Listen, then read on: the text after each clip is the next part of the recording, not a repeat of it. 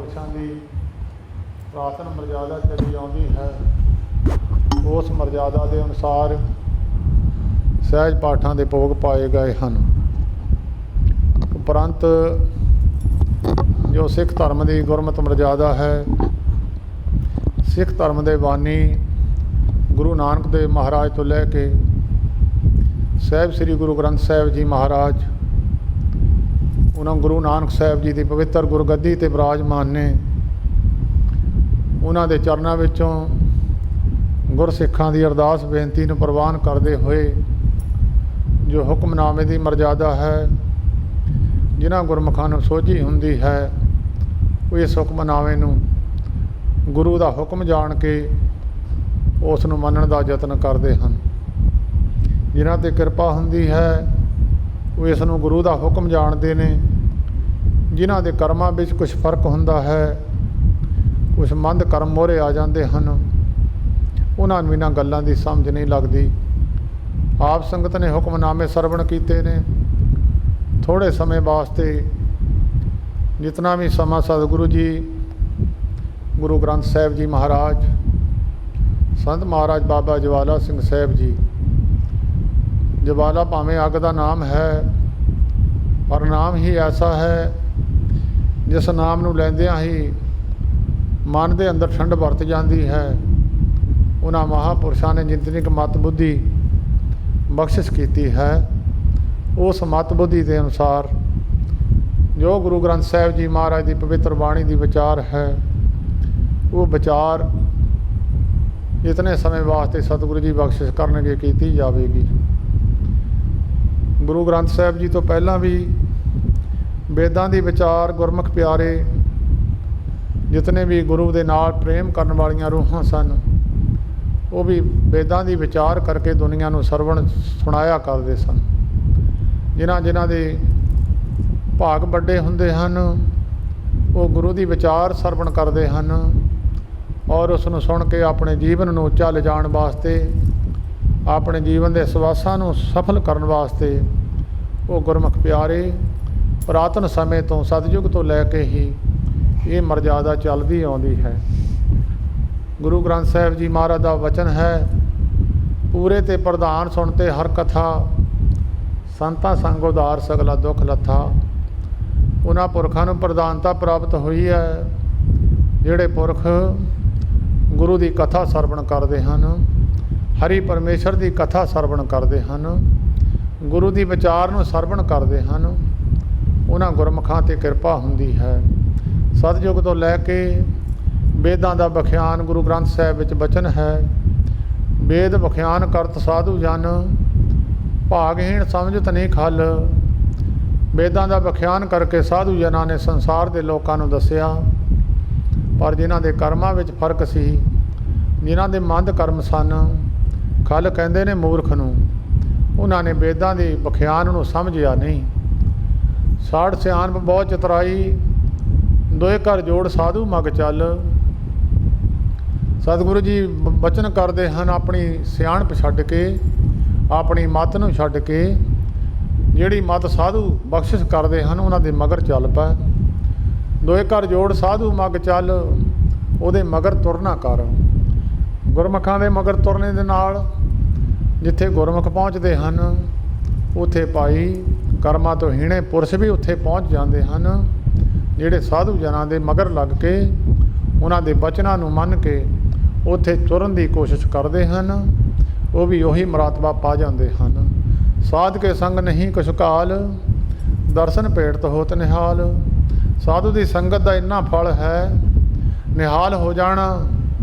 ਉੱਦਾਂ ਤਾਂ ਨਾਮ ਜਪ ਕੇ ਬਾਣੀ ਪੜ੍ਹ ਕੇ ਮਿਹਨਤ ਕਰਨੀ ਪੈਂਦੀ ਹੈ।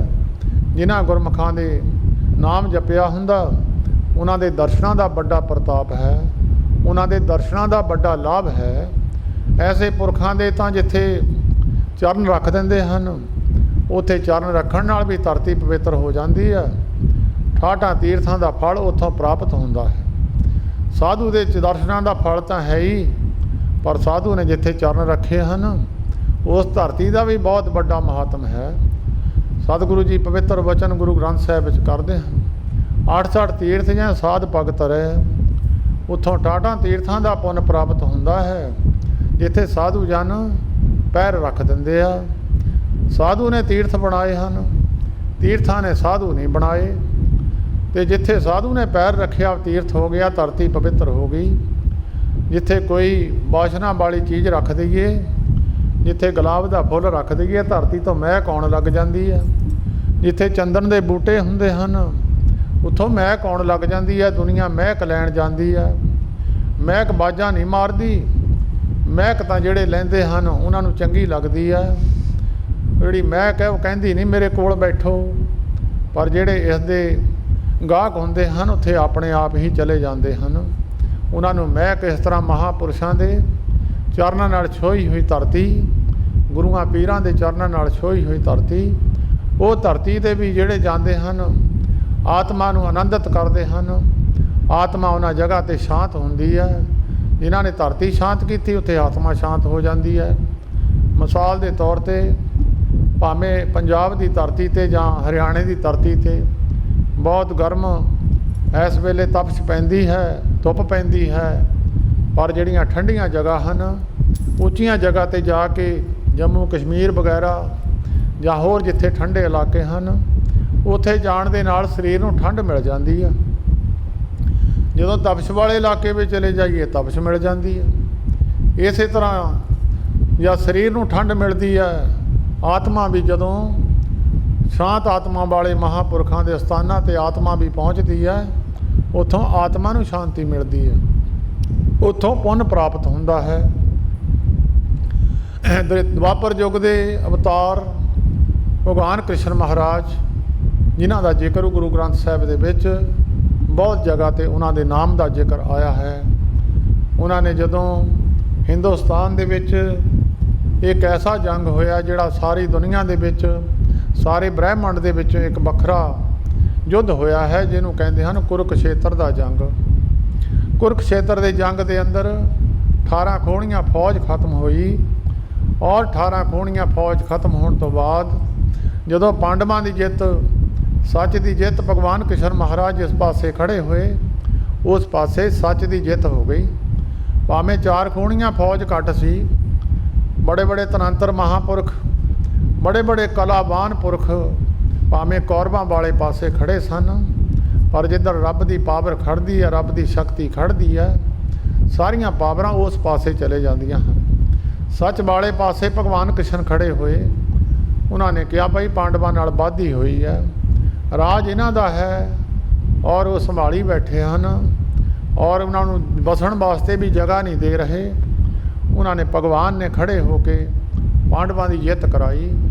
ਦੂਸਰੇ ਪਾਸੇ ਸਾਰੇ ਹੀ ਕੌਰਵਾਂ ਦੇ ਵੱਡੇ ਵੱਡੇ ਮਹਾਰਥੀ ਯੋਧੇ ਭਗਵਾਨ ਕ੍ਰਿਸ਼ਨ ਨੇ ਆਪਣੀ ਬਖਸ਼ਿਸ਼ ਦੇ ਨਾਲ, ਆਪਣੀ ਕਿਰਪਾ ਦ੍ਰਿਸ਼ਟੀ ਦੇ ਨਾਲ ਪਾਂਡਵਾਂ ਨੂੰ ਜਿਤਾਉਣ ਵਾਸਤੇ ਉਹ ਸਾਰੇ ਹੀ ਮਾਰੇ ਗਏ, ਸੱਚ ਦੀ ਜਿੱਤ ਕਰਾਈ। ਫਿਰ ਭਗਵਾਨ ਕ੍ਰਿਸ਼ਨ ਮਹਾਰਾਜ ਨੇ ਪਾਂਡਵਾਂ ਨੂੰ ਹੁਕਮ ਕੀਤਾ, ਭਾਈ ਅਸਮੇਧ ਜੱਗ ਕਰੋ, ਅਸਮੇਧ ਜੱਗ ਕਰੋ। ਜਿਹੜੇ ਲੋਕ ਮਾਰੇ ਗਏ, ਜਿਹੜਾ ਪਾਪ ਕਰਮ ਬੰਦੇ ਦੇ ਮਾਰਨ ਦੇ ਨਾਲ ਬਣਦਾ ਹੈ, ਭਾਵੇਂ ਵਿੱਚ ਸਾਧ ਸੰਗਤ ਹਲਕਿਓ ਕੁੱਤੇ ਨੂੰ ਮਾਰਨ ਦਾ ਪੁੰਨ ਹੁੰਦਾ ਹੈ, ਪਰ ਜੇ ਹਲਕਿਆ ਕੁੱਤਾ ਨਹੀਂ ਉੱਦਾਂ ਮਾਰਿਆ ਜਾਵੇ ਉਹਦਾ ਪਾਪ ਵੀ ਲੱਗ ਜਾਂਦਾ ਹੈ। ਜਿੱਥੇ ਪਾਪੀ ਮਾਰੇ ਗਏ ਉੱਥੇ ਪੁੰਨੀ ਵੀ ਤਾਂ ਵਿੱਚ ਮਾਰੇ ਗਏ। ਨਾਮ ਜਪਣ ਵਾਲੇ ਬਹੁਤ ਸਾਰੇ ਗੁਰਮੁਖ ਵੀ ਤਾਂ ਮਾਰੇ ਗਏ। ਜਦੋਂ ਯੁੱਧ ਹੁੰਦਾ ਹੈ ਸੱਚ ਵਾਲੇ ਪਾਸੇ ਸੱਚ ਵਾਲੇ ਵੀ ਮਰਦੇ ਆ ਅਤੇ ਝੂਠ ਵਾਲੇ ਪਾਸੇ ਝੂਠ ਵਾਲੇ ਵੀ ਮਰਦੇ ਆ, ਪਰ ਬਹੁਤ ਸਾਰੇ ਪੁੰਨ ਆਤਮਾ ਵੀ ਮਾਰੀਆਂ ਗਈਆਂ ਜਿਹੜੀਆਂ ਭਗਵਾਨ ਕ੍ਰਿਸ਼ਨ ਦੇ ਨਾਲ, ਪਾਂਡਵਾਂ ਦੇ ਨਾਲ ਸਨ। ਭਗਵਾਨ ਕਹਿਣ ਲੱਗੇ ਭਾਈ ਅਸਮੇਧ ਜੱਗ ਕਰੋ, ਔਰ ਭਗਵਾਨ ਨੂੰ ਖੁਸ਼ ਕਰਨ ਵਾਸਤੇ ਆਪਾਂ ਇਹ ਕੋਸ਼ਿਸ਼ ਕਰੀਏ, ਅਸਮੇਧ ਜੱਗ ਕਰਨ ਵਾਸਤੇ ਤਿਆਰੀ ਕਰੀਏ। ਪਾਂਡਵਾਂ ਨੇ ਸਤ ਵਚਨ ਕਰਕੇ, ਕਿਉਂਕਿ ਜਿਹੜੇ ਮਹਾਤਮਾ ਪੁਰਸ਼ਾਂ ਦੇ ਬਚਨ ਨੂੰ ਸਤ ਕਰਕੇ ਮੰਨਦੇ ਆ, ਬਚਨ ਜੋ ਕਹਿਓ ਗੁਰ ਪੂਰੇ ਮੈਂ ਸੀਂਘ ਗਾਂਠੜੀ ਬਾਧਾ, ਜਿਨ੍ਹਾਂ 'ਤੇ ਵੱਡੀ ਕਿਰਪਾ ਹੁੰਦੀ ਆ ਮਹਾਤਮਾ ਦੇ ਬਚਨਾਂ ਨੂੰ, ਉਹਨੂੰ ਗੱਠ ਦੇ ਦਿੰਦੇ ਆ, ਮਹਾਤਮਾ ਦੇ ਬਚਨਾਂ ਨੂੰ ਮੰਨ ਲੈਂਦੇ ਆ। ਉਹਨਾਂ ਦੇ ਬਚਨ ਮੰਨ ਕੇ ਭਗਵਾਨ ਕ੍ਰਿਸ਼ਨ ਮਹਾਰਾਜ ਨੂੰ ਪਾਂਡਵ ਪੁੱਛਣ ਲੱਗੇ, ਮਹਾਰਾਜ ਅਸਮੇਧ ਜੱਗ ਕੀ ਹੁੰਦਾ ਹੈ? ਪਿਛਲਿਆਂ ਯੁੱਗਾਂ ਵਿੱਚ ਅਸ ਹੁੰਦਾ ਘੋੜੇ ਨੂੰ ਕਹਿੰਦੇ ਆ, ਘੋੜਾ ਮਾਰ ਕੇ ਜੱਗ ਕਰਨਾ, ਹਾਥੀ ਮੇਧ ਜੱਗ, ਗੈਂਡਾ ਮੇਧ ਜੱਗ, ਇਸ ਤਰ੍ਹਾਂ ਬਹੁਤ ਸਾਰੇ ਜੱਗ ਉਦੋਂ ਕੀਤੇ ਜਾਂਦੇ ਸਨ।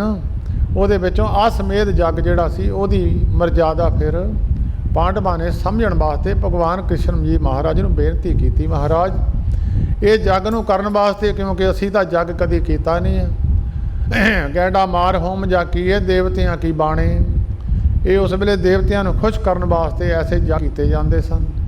ਭਗਵਾਨ ਕ੍ਰਿਸ਼ਨ ਨੂੰ ਮਹਾਰਾਜ ਨੂੰ ਪਾਂਡਵਾਂ ਨੇ ਪੁੱਛਿਆ, ਮਹਾਰਾਜ ਅਸਮੇਧ ਜੱਗ ਕੈਸਾ ਹੁੰਦਾ ਹੈ, ਉਹਦੀ ਕਰਨ ਦੀ ਵਿਧੀ ਸਾਨੂੰ ਸਮਝਾਈ ਜਾਵੇ, ਕਿਸ ਤਰ੍ਹਾਂ ਜੱਗ ਕਰਕੇ ਭਗਵਾਨ ਨੂੰ ਖੁਸ਼ ਕੀਤਾ ਜਾਵੇ। ਸਤਯੁਗ ਸਤ ਤ੍ਰੇਤਾ ਜੱਗੀ, ਦੁਆਪਰ ਪੂਜਾ ਚਾਰ, तीनों युग तीनों दृढ़े कल केवल नाम आधार। पिछलियां ਸਮਿਆਂ ਵਿੱਚ ਜੱਗ ਕੀਤੇ ਜਾਂਦੇ ਸਨ। ਬਲ ਰਾਜਾ ਨੇ 1000 ਜੱਗ ਕੀਤਾ ਸੀ। 1000 ਜੱਗ ਸੰਪੂਰਨ ਹੋ ਜਾਵੇ ਤਾਂ ਇੰਦਰ ਦੀ ਪਦਵੀ ਪ੍ਰਾਪਤ ਹੋ ਜਾਂਦੀ ਹੈ। ਉਹ ਜੱਗਾਂ ਨੂੰ ਕਰਨ ਦੀ ਵਿਧੀ ਹੈ।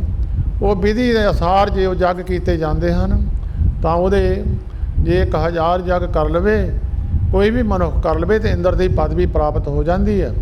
ਜਿਹੜਾ ਸਾਰਿਆਂ ਦੇਵਤਿਆਂ ਦਾ ਰਾਜਾ ਹੈ, ਉਸ ਪਦਵੀ ਨੂੰ ਪ੍ਰਾਪਤ ਕਰਨ ਵਾਸਤੇ ਬਲ ਰਾਜਾ ਨੇ, ਜਿਹੜਾ ਪ੍ਰਹਲਾਦ ਦਾ ਪੋਤਰਾ ਸੀ ਸਤਯੁਗ ਦੇ ਅੰਦਰ, ਉਹਨੇ 1000 ਜੱਗ ਕਰ ਲਿਆ ਸੀ। ਉਹਦਾ 1000 ਜੱਗ ਕਰਨ ਵਾਸਤੇ ਦੇਵਤਿਆਂ ਦੀ ਬੇਨਤੀ ਤੇ ਭਗਵਾਨ ਨੇ ਬਲ ਰਾਜੇ ਨੂੰ ਛਲਣ ਵਾਸਤੇ ਬੌਨਾ ਰੂਪ ਧਾਰਨ ਕੀਤਾ ਸੀ। ਇਸ ਕਰਕੇ ਉਹਨਾਂ ਸਮਿਆਂ ਵਿੱਚ ਜੱਗ ਕੀਤੇ ਜਾਂਦੇ ਸਨ। ਜੱਗਾਂ ਵਿੱਚ ਵੀ ਵੱਡੀ ਪਾਵਰ ਸੀ।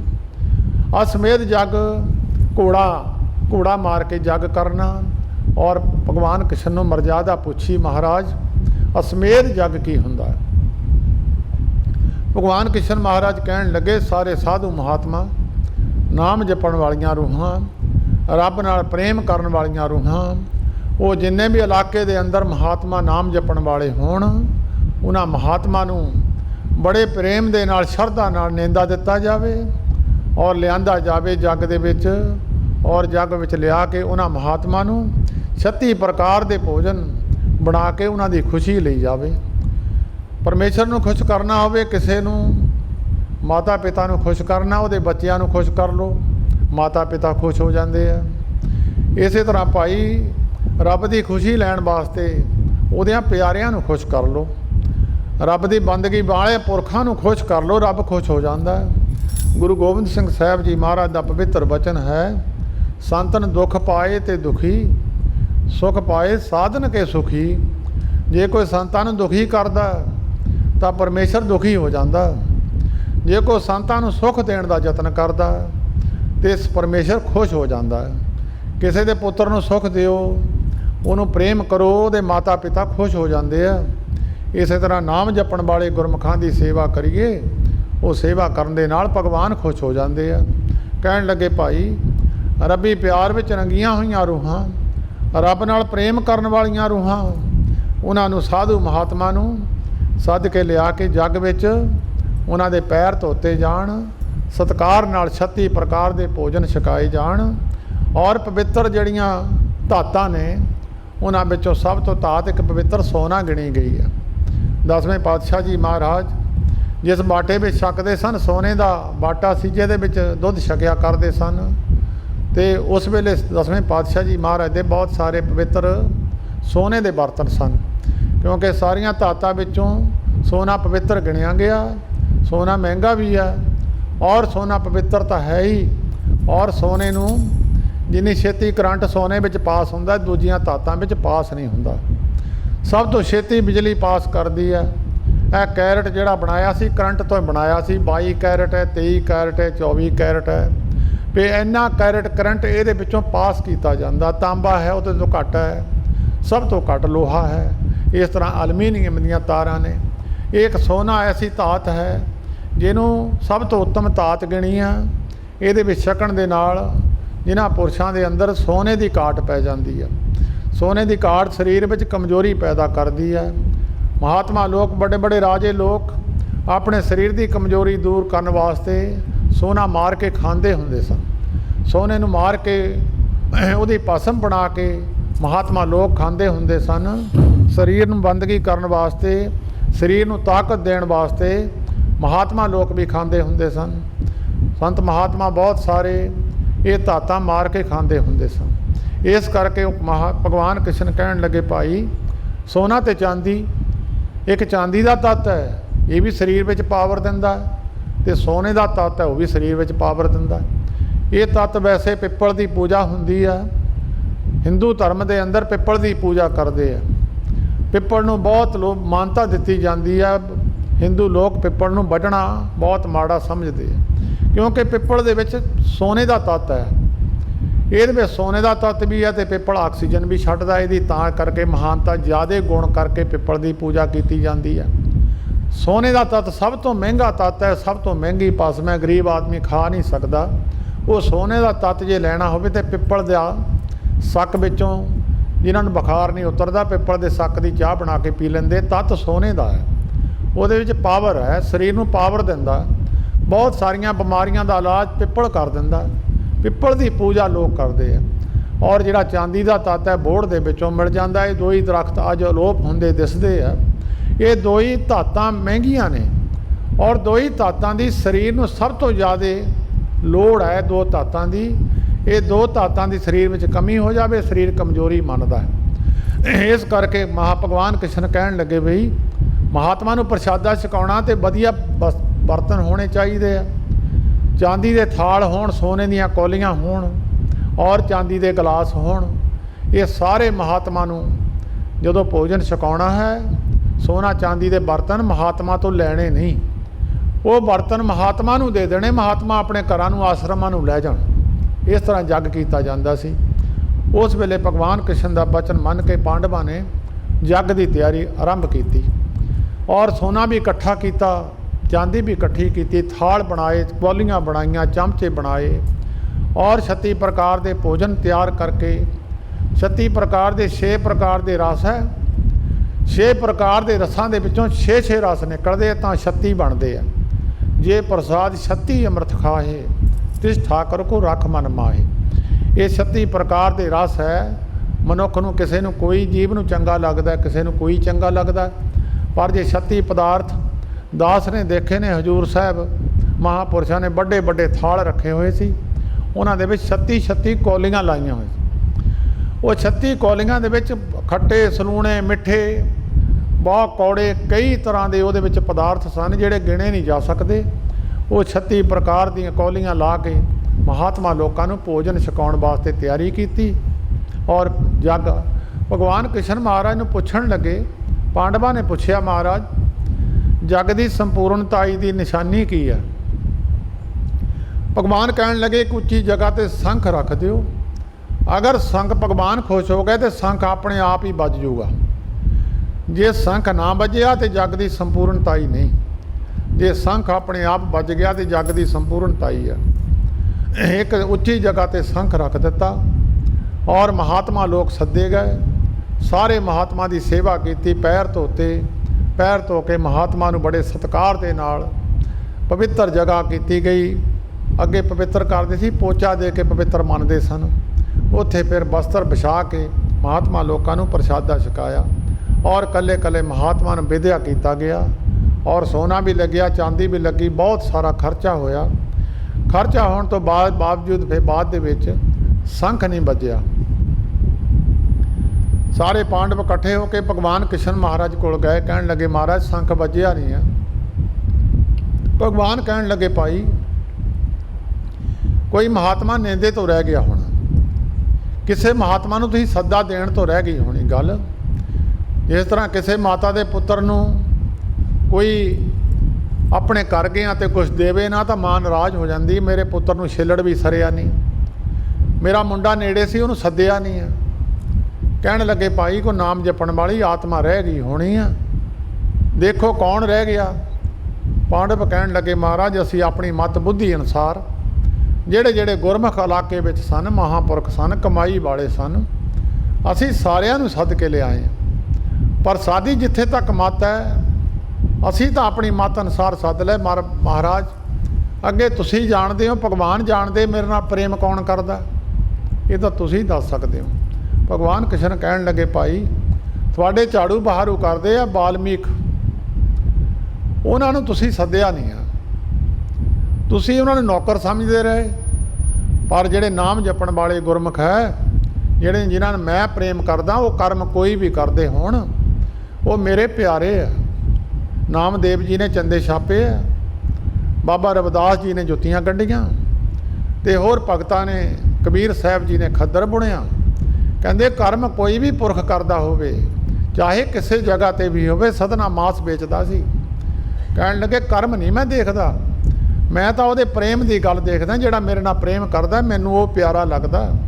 मैनूं राजे महाराजिਆਂ नाल मतलब नहीं है, मैनूं किसी होर कर्म करन वाले नीच कर्म जिहड़े जिन्हां कर्मां नूं लोक नीच समझदे आ वो करदे होण, पर जिहड़े मेरे नाल प्रेम करदे आ मैनूं उही प्यारे आ। मैं कोई राजा नहीं देखदा, मैं कोई होर धनवाद नहीं देखदा। कहण लगे उन्हां नूं लैके आओ। पांडव गए, अर्जन भीम नकुल ते सहदेव ये चारे जाने वाल्मीकि जी के घर पहुँचे, जिन्हां नूं नौकर समझदे सी। अज राजे उन्हां दे घर पहुँचे, जाके बेनती की महाराज सानू इन्नी मत बुद्धि नहीं सी, भगवान ने दस्सिया है तुसीं भगवान दे प्यारे हो, महाराज साडा जग संपूर्ण नहीं होया, किरपा करके साडे जग में चरण पा के जग नूं पवित्र करो, महाराज प्रवान कराओ, तुहातों बिना जग की प्रवानगी नहीं हुई, ये तुहाडे दस्खत होने तो जग की प्रवानगी होनी है। जिन्हां को पावर हुंदी है, जिन्हां दी ड्यूटी हुंदी है, उन्हां दी ड्यूटी तो बिना, उन्हां दी हाज़री तो बिना ये गल्लां संपूर्ण नहीं हुंदियां। जदों ये गल वाल्मीकि जी ने सुनी, कहण लगे भाई असीं तां एक साडी शर्त है, वो शर्त साडी पूरी करो। अव्वल तां असीं जांदे नहीं प्रशादा छकण, पर भगवान ने जे हुक्म कीता है साडी एक शर्त है, शर्त पूरी करो। नाम जपण वाले गुरमुखां नूं जीभ दे रस नहीं है, उन्हां नूं इंद्रियां दे रस नहीं है, उन्हां दी अखां दा रस संसार नूं नहीं लभदा, उन्हां दे कन्नां दा रस संसार दी निंदिया चुगली सुणदा नहीं है, उन्हां दे इंद्रियां दे रस अपने बखरे ने। उन्हां नूं जिहनूं परमेश्वर दे नाम दा रस आ गया, राम रस पिया रे बिसर गए रस और, उन्हां नूं संसार दे रस कस चंगे नहीं लगदे। कहण लगे भाई असीं तां वैसे शकते नहीं किसी दे, पर एक साडी शर्त है, वो शर्त पूरी करो। पांडव कहण लगे महाराज शर्त दसो जी। वाल्मीकि जी कहण लगे जिन्ने कदम चल के मैं तुहाडे घर नूं जावांगा, कदम गिण लिओ। कदम हुंदा एक पैर चक्किया रखिया, इहनूं कहंदे एक कदम। जिन्ने कदम मैं तुहाडे घर नूं जावांगा, एक एक कदम ते मैं एक एक असमेध जग दा फल लैणा है। पांडव कहण लगे महाराज सारी जिंदगी विच पहली बार ये जग करन लगे हैं, हाले तक वो संपूर्ण नहीं होया, महाराज तुहानूं कित्थों देईए जी। वाल्मीकि जी कहण लगे भाई असीं तां ये साडी शर्त है, शर्त पूरी करो तां जावांगे। वापस आ गए अर्जन भीम नकुल सहदेव, वापस आ गए, आके राजा युधिष्ठिर नूं दस्सिया कि महापुरुष मन्ने नहीं, उन्होंने बेनती की सी पर उन्होंने एक शर्त रखी है, वो शर्त असीं पूरी नहीं कर सकते। राजा युधिष्ठिर दे पुछण ते उन्होंने दस्सिया कि वो कहंदे एक एक कदम ते असीं एक एक असमेध जग दा फल लैणा। राजा युधिष्ठिर कहण लग्या उस वेले जद कोई गल सिरे चढ़दी ना देखी, उस वेले द्रौपदी विच बैठी सी। द्रौपदी ने वेद शास्त्र पढ़े हुए सी। द्रौपदी कहण लगी मैनू नाल लै चलो, मैं महापुरुषां नूं लैके आऊँगी। द्रौपदी नाल गई तो महात्मा ने बेनती की, महाराज साड़ी बेनती है साडे जग नूं संपूर्ण करो। महापुरुषां ने उही गल फिर दोहराई। द्रौपदी ने फिर जवाब दिता, कहण लगी महाराज मैं शास्त्रां विच एक गल पढ़ी है, वेदां विच एक गल लिखी हुई है, जिन्ने कदम महात्मा बंदगी बान गुरमुख नाम जपण वाले महापुरखों के अस्थान ते जिन्ने कदम चल के जाइए, एक एक कदम उत्ते 100 समेत जग का फल मिलता। ये शरधा भावना ना जाइए, जे कोई मंग लैके जाइए, मंग नहीं प्रेम नाल जाइए। तीर्थां ते जाइए कोई मंग लैके ना जाइए, महात्मा के अस्थानां ते कोई मंग लैके ना जाइए। जिहड़ा मंगण वाले नूं तां कोई चंगा समझदा ही नहीं है, आम दुनिया मंगतियां नूं किहड़ा चंगा समझदा। जिहड़ा शरधा भावना नाल प्रेम करके जावे उहनूं तुसीं भी मोरे लैण जाने आ। जिहड़ा मंगण आउंदा उहनूं देख के बंदा अंदर वड़ जांदा। तां कहण लगे भाई द्रौपदी कहण लगी महाराज असीं ये गल सुनी हुई है, शास्त्रां विच पढ़ी हुई है, जदों बंदगी बान पुरखां दे अस्थान ते प्रेम नाल जाइए एक एक कदम ते 100 समेत जग का फल है। असी बड़ी भावना नाल प्रेम करके तुहानू मिलण वास्ते आए हैं। पहला 100 इन्ने कदम गिण लो, उहदे अनुसार 100 ते गुणा करके उन्ने जग्गां दा फल साडी झोली पाओ, फिर असी उहदे विच तुहानू एक एक समेत जग का फल दे दिंदे। महात्मा चुप कर गए। वाल्मीकि जी तुर पए आ गए। उन्होंने उही 36 प्रकार के भोजन तैयार किए। तैयार करके सारियां कौलियां ला के वाल्मीकि जी के सामने भोजन रखिया। जिहड़े बंदगीबान पुरख ने, कमाई वाले पुरश ने, नाम जपण वालियां रूहां ने, उन्होंने इन्हां इंद्रियां दे स्वाद नहीं, वो किसी वस्तु का स्वाद नहीं लैके राजी। वो तो केवल शरीर नूं कायम रखण वास्ते, शरीर नूं तोड़न वास्ते भोजन छकदे आ। कोई अपने स्वादां दे वास्ते भोजन नहीं छकदे। उन्होंने की कीता, सारियां कौलियां विचों एक एक चमचा कढ़ के एक कौली विच सारे भोजन पा लए। और जदों रलाया सारे भोजन, तुसीं देखो जदों सारियां दालां भावें अंदर जाके इक्को ही हो जांदियां, जदों सामने रलाइए तो चंगियां नहीं लगदियां। विचे खट्टा पा देना, विचे दाल पा देनी, सारा समान विच पा देना। वो देखदियां देखदियां द्रौपदी के मन के अंदर किरना आ गई। कहण लगी, छोटी जात है, चूड़े का चूड़ा ही निकलिया, इनू खाण का पता नहीं लग्या। वही अपनी जात ते चलिया गया। वाल्मीकि जी ने भोजन छक लिया, पर शंख बजया पूरा नहीं बजया, थोड़ा जिहा बजया, शहर के अंदर अंदर सुनिया, पता नहीं लगे। फिर भगवान नूं बेनती की, महाराज शंख पूरी तरह बजया नहीं है। कहण लगे, भाई किसी ने किरना की होनी महात्मा ते। महात्मा लोगों ते किरना, रब ते किरना, इन्हां लोगों ते किरना, इन्हां दी किरिया देख के किरना नहीं करनी चाहिए। जदों महात्मा ते किरना करूँगे तो रब ते किरना होगी। कई महात्मा देखो इशनान ही नहीं करते, सारी जिंदगी जूआं पईयां रहिंदियां। उन्हां दी किरिया देख के किदां बंदा उन्हां ते किरना करे ही जाता है। कई महात्मा बहुत अपनी रहत रखते हैं। कई महात्मा सिगटां पींदे है, बीड़ियां पींदे है। उन्हां दी किरिया देख के बंदा कोई किरना कर जाए तो रब ते किरना। कहण लगे, किसी ने किरना की होनी है। द्रौपदी कहण लगी, महाराज मेरे मन के अंदर ये गल आई सी। कहण लगे, भाई महात्मा ते किरना नहीं करी दी, उन्हां दी किरिया देख के किरना भी नहीं करी दी। जाओ फिर महात्मा नूं लैके आओ। फिर जाके महात्मा नूं लैण वास्ते वाल्मीकि जी नूं दुबारा फिर लैके आए। फिर सारे पदार्थ इकट्ठे करके उन्होंने उस तरह भोजन छकिया। फिर किरना किसी ने नहीं की। फिर शंख बजया, तिन्ना लोकां विच शंख सुनिया। महात्मा बंदगीबान पुरखां दे जाण दा, उन्हां दे पवित्र स्थानां ते जाण दा लाभ है जिहड़े शरधा भावना नाल आउंदे आ, जिहड़े शरधा नाल प्यार विच आउंदे आ, जिहड़े उहदे प्यार दे विच उहदे कोलों नाम दी दात, उहदे प्यार दी दात मंगदे आ, उन्हां पुरशां नूं इन्ना फल है। बाकी ठीक है भाई, मंगां पूरीआं हो जांदियां, अरदासां पूरीआं हो जांदियां। जीवन दे विच मनुख दीआं मंगां मुकदियां नहीं। उन्हां मंगां नूं मंगदिआं मंगदिआं सारी जिंदगी बतीत हो जाती है। एक मंग लै लईए दूजी खड़ी है, दूजी लै लईए तीजी खड़ी है। मनुख नूं संतोख नहीं आउंदा सारा जीवन। एक संतोख वाली वस्तु लै लईए तो मनुख की मंगण की इच्छा ही नहीं रहिंदी। जे बाकी चीज़ां मंगीए सारे दुख का रूप बन जांदियां। कई बार मनुख बहुत सारियां ऐसे महापुरखों के कोलों कई बार कोई पुत्र की दात मंग लैंदा, पुत्र दुख का कारण बन जाता। कई बार महात्मा कोलों कोई माया मंग लैंदा, माया दुख का रूप बन जाती है। कई बार बेनतियां कर करके महात्मा पुरुषों तो कोई चीज़ वस्तु लै लैंदा, वो दुख का रूप बन जाती है।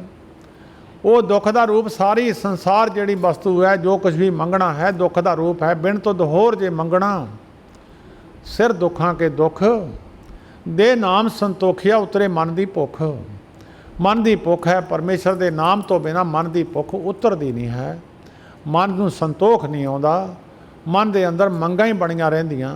मन के अंदर हर वेले परमेश्वर तो कोई ना कोई संसारक वस्तुआं मंगण की इच्छा बनी रहिंदी है। जिन्ना चिर संसारक वस्तुआं की इच्छा मंगण की बनी रहिंदी है, उन्ना चिर रब नाल प्यार नहीं है। सब तो उत्ते एक बैकुंठ है। बैकुंठ उत्थे महापुरुष जाते हैं बैकुंठ धाम नूं। बहुत बिरले बिरले पुरुष पहुँचते हैं। गुरु ग्रंथ साहिब जी महाराज का बचन है, जे मन के अंदर बैकुंठ की आस भी रखीए तां भी रब नाल प्रेम नहीं है। जब लग मन वैकुंठ की आस, तब लग मन नहीं चरण निवास। जे आके कहे महाराज मैंने बैकुंठ दे सुख दे दिओ, तो वह भी रब नाल प्यार तो नहीं है, मंग दे विच ही है। उन्हें भी तो रब तो कुछ ना कुछ मंगिया ही है। जिहदे अंदर मंगण की इच्छा खत्म उहदे अंदर हुई है, जिहदे अंदर एक संतोख वाली वस्तु बैठ गई, उहनूं कहंदे परमेश्वर का नाम। नाम जिन्हां पुरशां दे अंदर बैठ जावे, उन्हां पुरशां नूं सत संतोख विचारो, उन्हां पुरशां दे अंदर सच आ गया। सच जिहदे अंदर आया, नाम सच्चा है, उहदे अंदर ही नाम बसिया। जिहड़ा झूठ भी बोलदा रहा, गुटका भी फड़ के बैठा रहा, सारी जिंदगी झूठे बोली गया, ते सच दे नाल ही जुड़ना सी, ते नाम उहने अंदर बैठना किदां सी, अंदर झूठ भी बैठा। एक चीज़ नूं बाहर कढ़ना पऊगा जे दूजी चीज़ नूं अंदर जगह देनी है। सब तो उत्तर वस्तु परमेश्वर का नाम सब तो वड्डा है। उस नाम नूं ऊच अपार बेअंत सुआमी कौन जाने गुण तेरे। जिड्डे बड़े उच्चे अहुदे ते कोई बैठा हुंदा, ओडा ही उहदा नाम हुंदा। ते बड़ा राजा है, राजे का नाम सारे मुल्क में चलदा, राजा तो सारी जगह ते नहीं जा सकता, उहदा नाम चलदा है। परमेश्वर सर्व व्यापक है, हरेक जगह ते परमेश्वर का नाम चलदा है। हरेक दुनिया दे विच हरेक बंदे दे उत्ते भै बनिया होया। बड़े बड़े अमीर लोगों नूं गौरमेंट का भै है, इनकम टैक्स वालियां दा भै है, जां गरीब आदमी उन्हां नूं वड्डियां दा भै है। हरेक मनुख दे अंदर भै है। जिन्हां पुरशां ने पवित्र निरंकार उस निरभव परमेश्वर नूं सिमरिया है, उन्हां पुरशां नूं उन्हां दे भै भी खत्म हो गए। जिन सेविया मेरा हर जी, ते हर हर रूप समासी। से धन जिन हर ते आया जी, जन नानक तिन बल जासी। उन्हां दे सतगुरु नानक देव महाराज कहंदे बलिहार जाने उन्हां पुरखां दे, वो धन हन जिन्हां ने नाम नूं जपिया है। से धन जिन हर ते आया जी, जन नानक तिन बल जासी। तेरी भगत भंडार जी, परे बेअंत बेअंता। तेरे भगत सालाहन तुद जी, हर अनक अनेक अनंता। तेरी अनक करे हर पूजा जी, ताप तापे जपे बेअंता। तेरे अनेक पढ़े बहु सिमरत शास्त्र जी, करके रिहा खट कर्म करंता। ये सारी नाम की महिमा वर्ण की है। नाम जपण वाले गुरमुखां की वडियाई की है। जिन्हां पुरखां दे अंदर नाम का वासा है, उन्हां दे अंदर मंगण की इच्छा रहिंदी कोई नहीं। ਜਿਹੜੇ ਮੰਗਦੇ ਆ ਉਹਨਾਂ ਨੂੰ ਪਰਮੇਸ਼ਰ ਮੰਗਣ ਵਾਲਿਆਂ ਨੂੰ ਮਾੜੇ ਨਹੀਂ ਕਹਿੰਦਾ, ਭਾਵੇਂ ਦੇ ਦਿੰਦਾ ਦਾਤ। ਜੋ ਮੰਗੇ ਠਾਕੁਰ ਆਪਣੇ ਤੇ ਸੋਈ ਦੇਵੈ। ਪਰ ਸਭ ਤੋਂ ਉੱਪਰ ਦਾਤ ਹੈ ਜਿਨ੍ਹਾਂ ਦੇ ਅੰਦਰ ਮੰਗਣ ਦੀ ਇੱਛਾ ਖਤਮ ਹੋ ਗਈ, ਜਿਨ੍ਹਾਂ ਦੇ ਇੱਕ ਨਾਮ ਦੀ ਦਾਤ ਹੈ, ਜਿਨ੍ਹਾਂ ਦੇ ਅੰਦਰ ਨਾਮ ਵਸ ਗਿਆ, ਉਹਨਾਂ ਦੇ ਅੰਦਰ ਕੋਈ ਸੰਸਾਰਕ ਇੱਛਾ, ਸੰਸਾਰਕ ਫੁਰਨਾ ਫੁਰਦਾ ਹੀ ਨਹੀਂ ਹੈ। ਅਗਰ ਜੇ ਫੁਰਨਾ ਫੁਰ ਵੀ ਜਾਵੇ, ਕਿਤੇ ਫੁਰਨਾ ਫੁਰ ਜਾਵੇ, ਤਾਂ ਉਹਨਾਂ ਦੇ ਅੰਦਰ ਜੋ ਚਿਤਵੇ ਸਾਧ ਜਨ ਸੋ ਲੇਤਾ ਮਾਨ। अंदर जे मन के अंदर कोई इच्छा बन भी जाए, तो इच्छा पूर्वक सर्व सुख दाता हर, जां कै बस है काम तेना।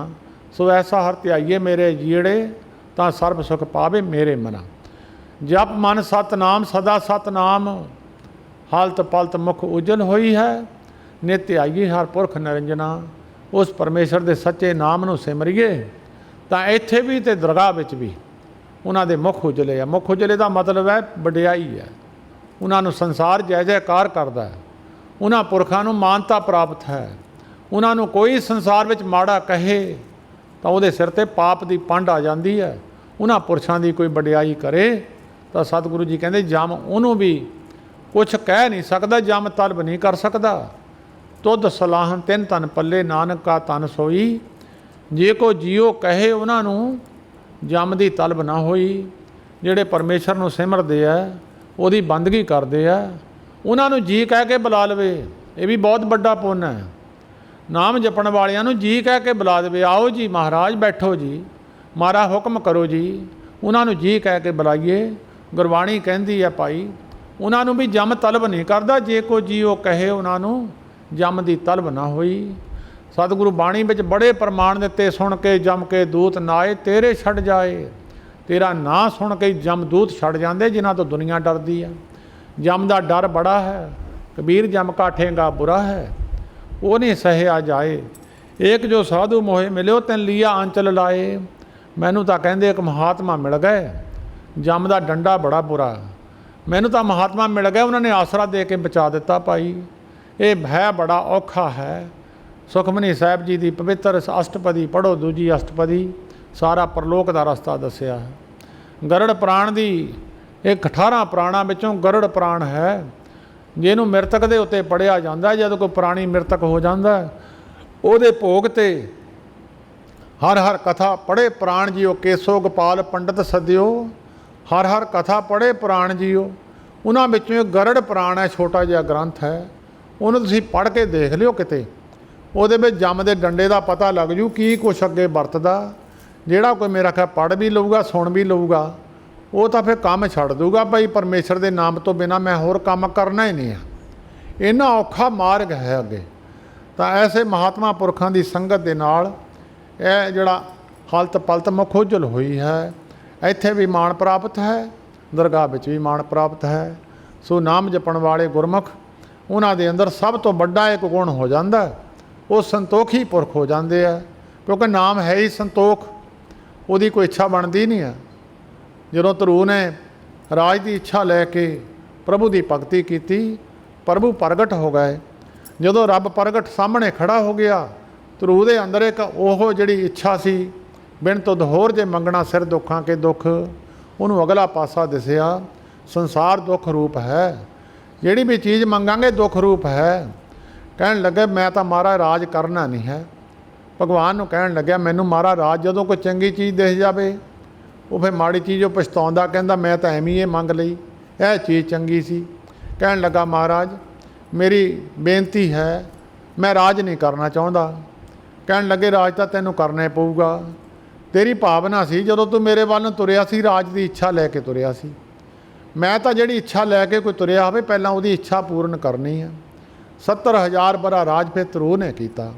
ਨਾਮ ਜਪਣ ਵਾਲੇ ਗੁਰਮੁਖਾਂ ਦਾ, ਉਹਨਾਂ ਦੇ ਸਰੀਰ ਦੀ ਮਾਨਤਾ ਦਰਗਾਹ ਵਿੱਚ ਵੀ ਆ, ਇੱਥੇ ਵੀ ਆ। ਉਹਨਾਂ ਨੂੰ ਵਡਿਆਈਆਂ ਮਿਲਦੀਆਂ, ਉਹਨਾਂ ਨੂੰ ਫਿਰ ਇੱਕ ਪ੍ਰਾਪਤੀ ਹੁੰਦੀ ਹੈ, ਉਹਨਾਂ ਦੇ ਨਾਲ ਪਰਮੇਸ਼ਰ ਰਹਿੰਦਾ, ਜਿਹੜਾ ਪਰਮੇਸ਼ਰ ਕਿਸੇ ਨੂੰ ਦਿਸਦਾ ਨਹੀਂ। ਆਗਮ ਅਗੋਚਰ, ਜਿਹੜਾ ਆਗਮ ਹੁੰਦਾ, ਅਗੋਚਰ ਹੁੰਦਾ, ਇੰਦਰੀਆਂ ਦੀ ਪਹੁੰਚ ਤੋਂ ਪਰੇ ਹੈ, ਦਿਸਦਾ ਨਹੀਂ ਹੈ, ਫੜਿਆ ਨਹੀਂ ਜਾ ਸਕਦਾ। ਉਹਨੂੰ ਜੇ ਤੁਸੀਂ ਕਹੋ ਵੀ ਦੌੜ ਕੇ ਫੜ ਲਈਏ ਜਾਂ ਉਹਨੂੰ ਬੰਨ੍ਹ ਲਈਏ, ਉਹ ਬੰਨ੍ਹਿਆ ਨਹੀਂ ਜਾ ਸਕਦਾ। ਜਦੋਂ ਬੰਨ੍ਹਿਆ ਤਾਂ ਭਗਤਾਂ ਨੇ, ਭਗਤਾਂ ਦੇ ਵੱਸ ਵਿੱਚ ਹੈ। ਭਗਤਾਂ ਨੇ ਜਿੱਥੇ ਬਹਾਲਿਆ ਉੱਥੇ ਬੈਠ ਗਿਆ। ਭਗਤਾਂ ਨੇ ਜੋ ਕਰਮ ਕਰਾਇਆ ਉਹ ਕਰਦੇ ਰਹੇ। ਕਿਸੇ ਦੀ ਛੰਨ ਬੰਨ੍ਹ ਦਿੱਤੀ, ਕਿਸੇ ਦੇ ਨੱਕੇ ਮੋੜ ਦਿੱਤੇ, ਕਿਸੇ ਦੀ ਗਾਂ ਜੀਂਦੀ ਕਰ ਦਿੱਤੀ। ਭਗਤਾਂ ਦੇ ਪਿੱਛੇ ਪਿੱਛੇ ਫਿਰਿਆ, ਪ੍ਰੇਮ ਦੇ ਵੱਸ ਵਿੱਚ ਹੋਇਆ ਪਰਮੇਸ਼ਰ। ਉਹਨਾਂ ਭਗਤਾਂ ਦੇ ਜੋ ਵੀ ਉਹਨਾਂ ਨੇ ਕਿਹਾ ਸੰਸਾਰ ਵਿੱਚ, ਉਹੀ ਉਹਨਾਂ ਨੇ ਕਰ ਦਿੱਤਾ। ਭਗਤਾਂ ਕਾ ਭਗਤ ਮੁਖੇ ਤੇ ਬੋਲਦੇ ਸੇ ਬਚਨ ਹੋਵੰਦੇ, ਕਿਉਂਕਿ ਉਹਨਾਂ ਦੇ ਨਾਲ ਪਰਮੇਸ਼ਰ ਹੈ। ਬ੍ਰਹਮ ਗਿਆਨੀ ਕੇ ਬਸੇ ਪ੍ਰਭ ਸੰਗ, ਪਰਮੇਸ਼ਰ ਨਾਲ ਹੀ ਬੈਠਾ ਹੈ। ਬਾਕੀਆਂ ਦੇ ਨਾਲ ਤਾਂ ਹੈ ਪਰ ਦਿਸਦਾ ਨਹੀਂ ਹੈ। ਜਿਹਨੂੰ ਦਿਸਦਾ ਹੈ ਭਾਈ, ਉਹਨਾਂ ਨੂੰ ਇਹ ਵਿਸ਼ਵਾਸ ਹੈ। ਉਹ ਕਹਿੰਦੇ ਆ ਫਿਰ ਇਹ ਹੁਕਮਨਾਮਾ ਗੁਰੂ ਅਰਜਨ ਦੇਵ ਮਹਾਰਾਜ ਦਾ ਹੈ। ਥੋੜ੍ਹੇ ਸਮੇਂ ਵਾਸਤੇ ਵਿਚਾਰ ਕਰਨੀ ਹੈ। ਜਿਨ੍ਹਾਂ ਪੁਰਖਾਂ ਦੇ ਅੰਦਰ ਵਿਸ਼ਵਾਸ ਵੱਜ ਗਿਆ, ਸਰਬ ਵਿਆਪਕ ਪਰਮੇਸ਼ਰ ਨੂੰ ਦੇਖਣ ਵਾਸਤੇ ਗੁਰੂ ਨਾਨਕ ਦੇਵ ਮਹਾਰਾਜ ਮੱਕੇ ਦੀ ਧਰਤੀ 'ਤੇ ਪਹੁੰਚੇ ਆ। ਜਦੋਂ ਸਤਿਗੁਰੂ ਨਾਨਕ ਦੇਵ ਬਾਕੀ ਹਾਜੀਆਂ ਦੇ ਨਾਲ, ਜੋ ਹਾਜੀਆਂ ਨੇ ਪਹਿਰਾਵਾ ਪਾਇਆ ਸੀ, ਉਹੀ ਗੁਰੂ ਨਾਨਕ ਦੇਵ ਮਹਾਰਾਜ ਨੇ ਹਾਜੀਆਂ ਵਾਲਾ ਪਹਿਰਾਵਾ ਪਾਇਆ। ਜਦੋਂ ਪਹਿਰਾਵਾ ਪਾ ਕੇ ਗੁਰੂ ਨਾਨਕ ਦੇਵ ਮਹਾਰਾਜ ਮੱਕੇ ਵਿੱਚ ਪਹੁੰਚੇ ਆ, ਸਿਰਫ ਸਮੱਤ ਦੇਣ ਵਾਸਤੇ ਗਏ ਆ, ਉਹਨਾਂ ਨੂੰ ਗਿਆਨ ਦੇਣ ਵਾਸਤੇ ਗਏ ਆ। ਗਿਆਨ ਤੋਂ ਭੁੱਲੀ ਹੋਈ ਦੁਨੀਆ, ਅਗਿਆਨਤਾ ਦੇ ਵਿੱਚ ਤੁਰੇ ਹੋਏ ਲੋਕ, ਉਹਨਾਂ ਨੂੰ ਸਿੱਧੇ ਮਾਰਗ ਅਵਤਾਰੀ ਪੁਰਸ਼ ਪਾਉਂਦੇ ਆ, ਬਾਕੀਆਂ ਨੂੰ ਨਹੀਂ ਉਹ ਜਾਣਦੇ ਕੁਛ ਵੀ। ਜਦੋਂ ਗੁਰੂ ਨਾਨਕ ਦੇਵ ਮਹਾਰਾਜ ਜਾ ਕੇ ਜਿੱਧਰ ਹਲੇ ਪਾਸੇ ਨੂੰ ਸਾਰੇ ਉਸ ਮੱਤ ਨੂੰ ਮੰਨਣ ਵਾਲੇ ਮੁਸਲਮਾਨ ਲੋਕ ਮੱਥਾ ਟੇਕਦੇ ਸੀ, ਉੱਧਰ ਨੂੰ ਸਿਰ ਕਰਕੇ ਮੱਥਾ ਟੇਕਦੇ ਸੀ। ਗੁਰੂ ਨਾਨਕ ਦੇਵ ਮਹਾਰਾਜ ਪੈਰ ਕਰਕੇ ਲੰਮੇ ਪੈ ਗਏ। ਕਾਜੀ ਜੀਵਨ ਪੰਜਾਬ ਦੇ ਰਹਿਣ ਵਾਲਾ ਭਾਈ ਗੁਰਦਾਸ ਜੀ ਨੇ ਲਿਖਿਆ ਹੈ, ਅਤੇ ਗੁਰੂ ਨਾਨਕ ਦੇਵ ਮਹਾਰਾਜ ਦੇ ਬੱਖੀ ਵਿੱਚ ਲੱਤ ਮਾਰੀ ਆ ਕਾਜੀ ਜੀਵਨ ਨੇ। ਇਹ ਕਿਹੜਾ ਕਾਫਰ ਹੈ, ਮੱਕੇ ਵੱਲ ਨੂੰ, ਰੱਬ ਦੇ ਘਰ ਵੱਲ ਨੂੰ, ਖੁਦਾ ਦੇ ਘਰ ਵੱਲ ਨੂੰ ਲੱਤਾਂ ਕਰਕੇ ਪਿਆ, ਪੈਰ ਕਰਕੇ ਪਿਆ, ਕੌਣ ਕਾਫਰ ਹੈ? ਅਤੇ ਉਸ ਵੇਲੇ ਗੁਰੂ ਨਾਨਕ ਦੇਵ ਮਹਾਰਾਜ ਉੱਠੇ, ਜਿਨ੍ਹਾਂ ਦੇ ਚਰਨਾਂ ਨੂੰ ਦੁਨੀਆ ਦੇ ਲੋਕ, ਦੇਵਤੇ ਲੋਕ ਵੀ ਤਰਸਦੇ ਆ। ਉਹਨਾਂ ਨੂੰ ਚੱਕ ਕੇ ਕਦੀ ਕਾਜੀ ਜੀਵਨ ਇੱਧਰ ਕਮਾਉਂਦਾ, ਕਦੀ ਉੱਧਰ ਕਮਾਉਂਦਾ ਹੈ। ਗੁਰੂ ਨਾਨਕ ਦੇਵ ਮਹਾਰਾਜ ਨੂੰ ਕਹਿਣ ਲੱਗਿਆ, ਕਿਹੜਾ ਤੂੰ ਕਾਫਰ, ਇੱਧਰ ਨੂੰ ਲੱਤਾਂ ਕਰਕੇ ਸਾਰੀ ਦੁਨੀਆ ਮੱਥਾ ਟੇਕਦੀ ਹੈ। ਗੁਰੂ ਨਾਨਕ ਦੇਵ ਮਹਾਰਾਜ ਸ਼ਾਂਤੀ ਦੇ ਸਮੁੰਦਰ, ਜਿਨ੍ਹਾਂ ਦੇ ਦਰਸ਼ਨ ਕਰਦਿਆਂ ਆਤਮਾ ਸ਼ਾਂਤ ਹੋ ਜਾਂਦੀਆਂ ਸਨ। ਜਿਨ੍ਹਾਂ ਦੇ ਦਰਸ਼ਨ ਕਰਦਿਆਂ ਜਨਮਾਂ ਦੇ ਪਾਪ ਖਤਮ ਹੋ ਜਾਂਦੇ ਸਨ। ਕਹਿਣ ਲੱਗੇ ਭਾਈ ਮੈਂ ਤਾਂ ਕੱਲ੍ਹ ਦਾ ਥੱਕਿਆ ਹੋਇਆ ਸੀ, ਮੈਨੂੰ ਪਤਾ ਨਹੀਂ ਲੱਗਿਆ, ਮੈਨੂੰ ਤਾਂ ਨੀਂਦ ਆ ਗਈ, ਮੈਨੂੰ ਪਤਾ ਨਹੀਂ ਲੱਗਿਆ ਪੈਰ ਕਿੱਧਰਲੇ ਪਾਸੇ ਆ, ਅਤੇ ਜਿੱਧਰ ਖੁਦਾ ਨਹੀਂ ਹੈ ਪੈਰ ਤੂੰ ਉੱਧਰ ਕਰ ਦੇ।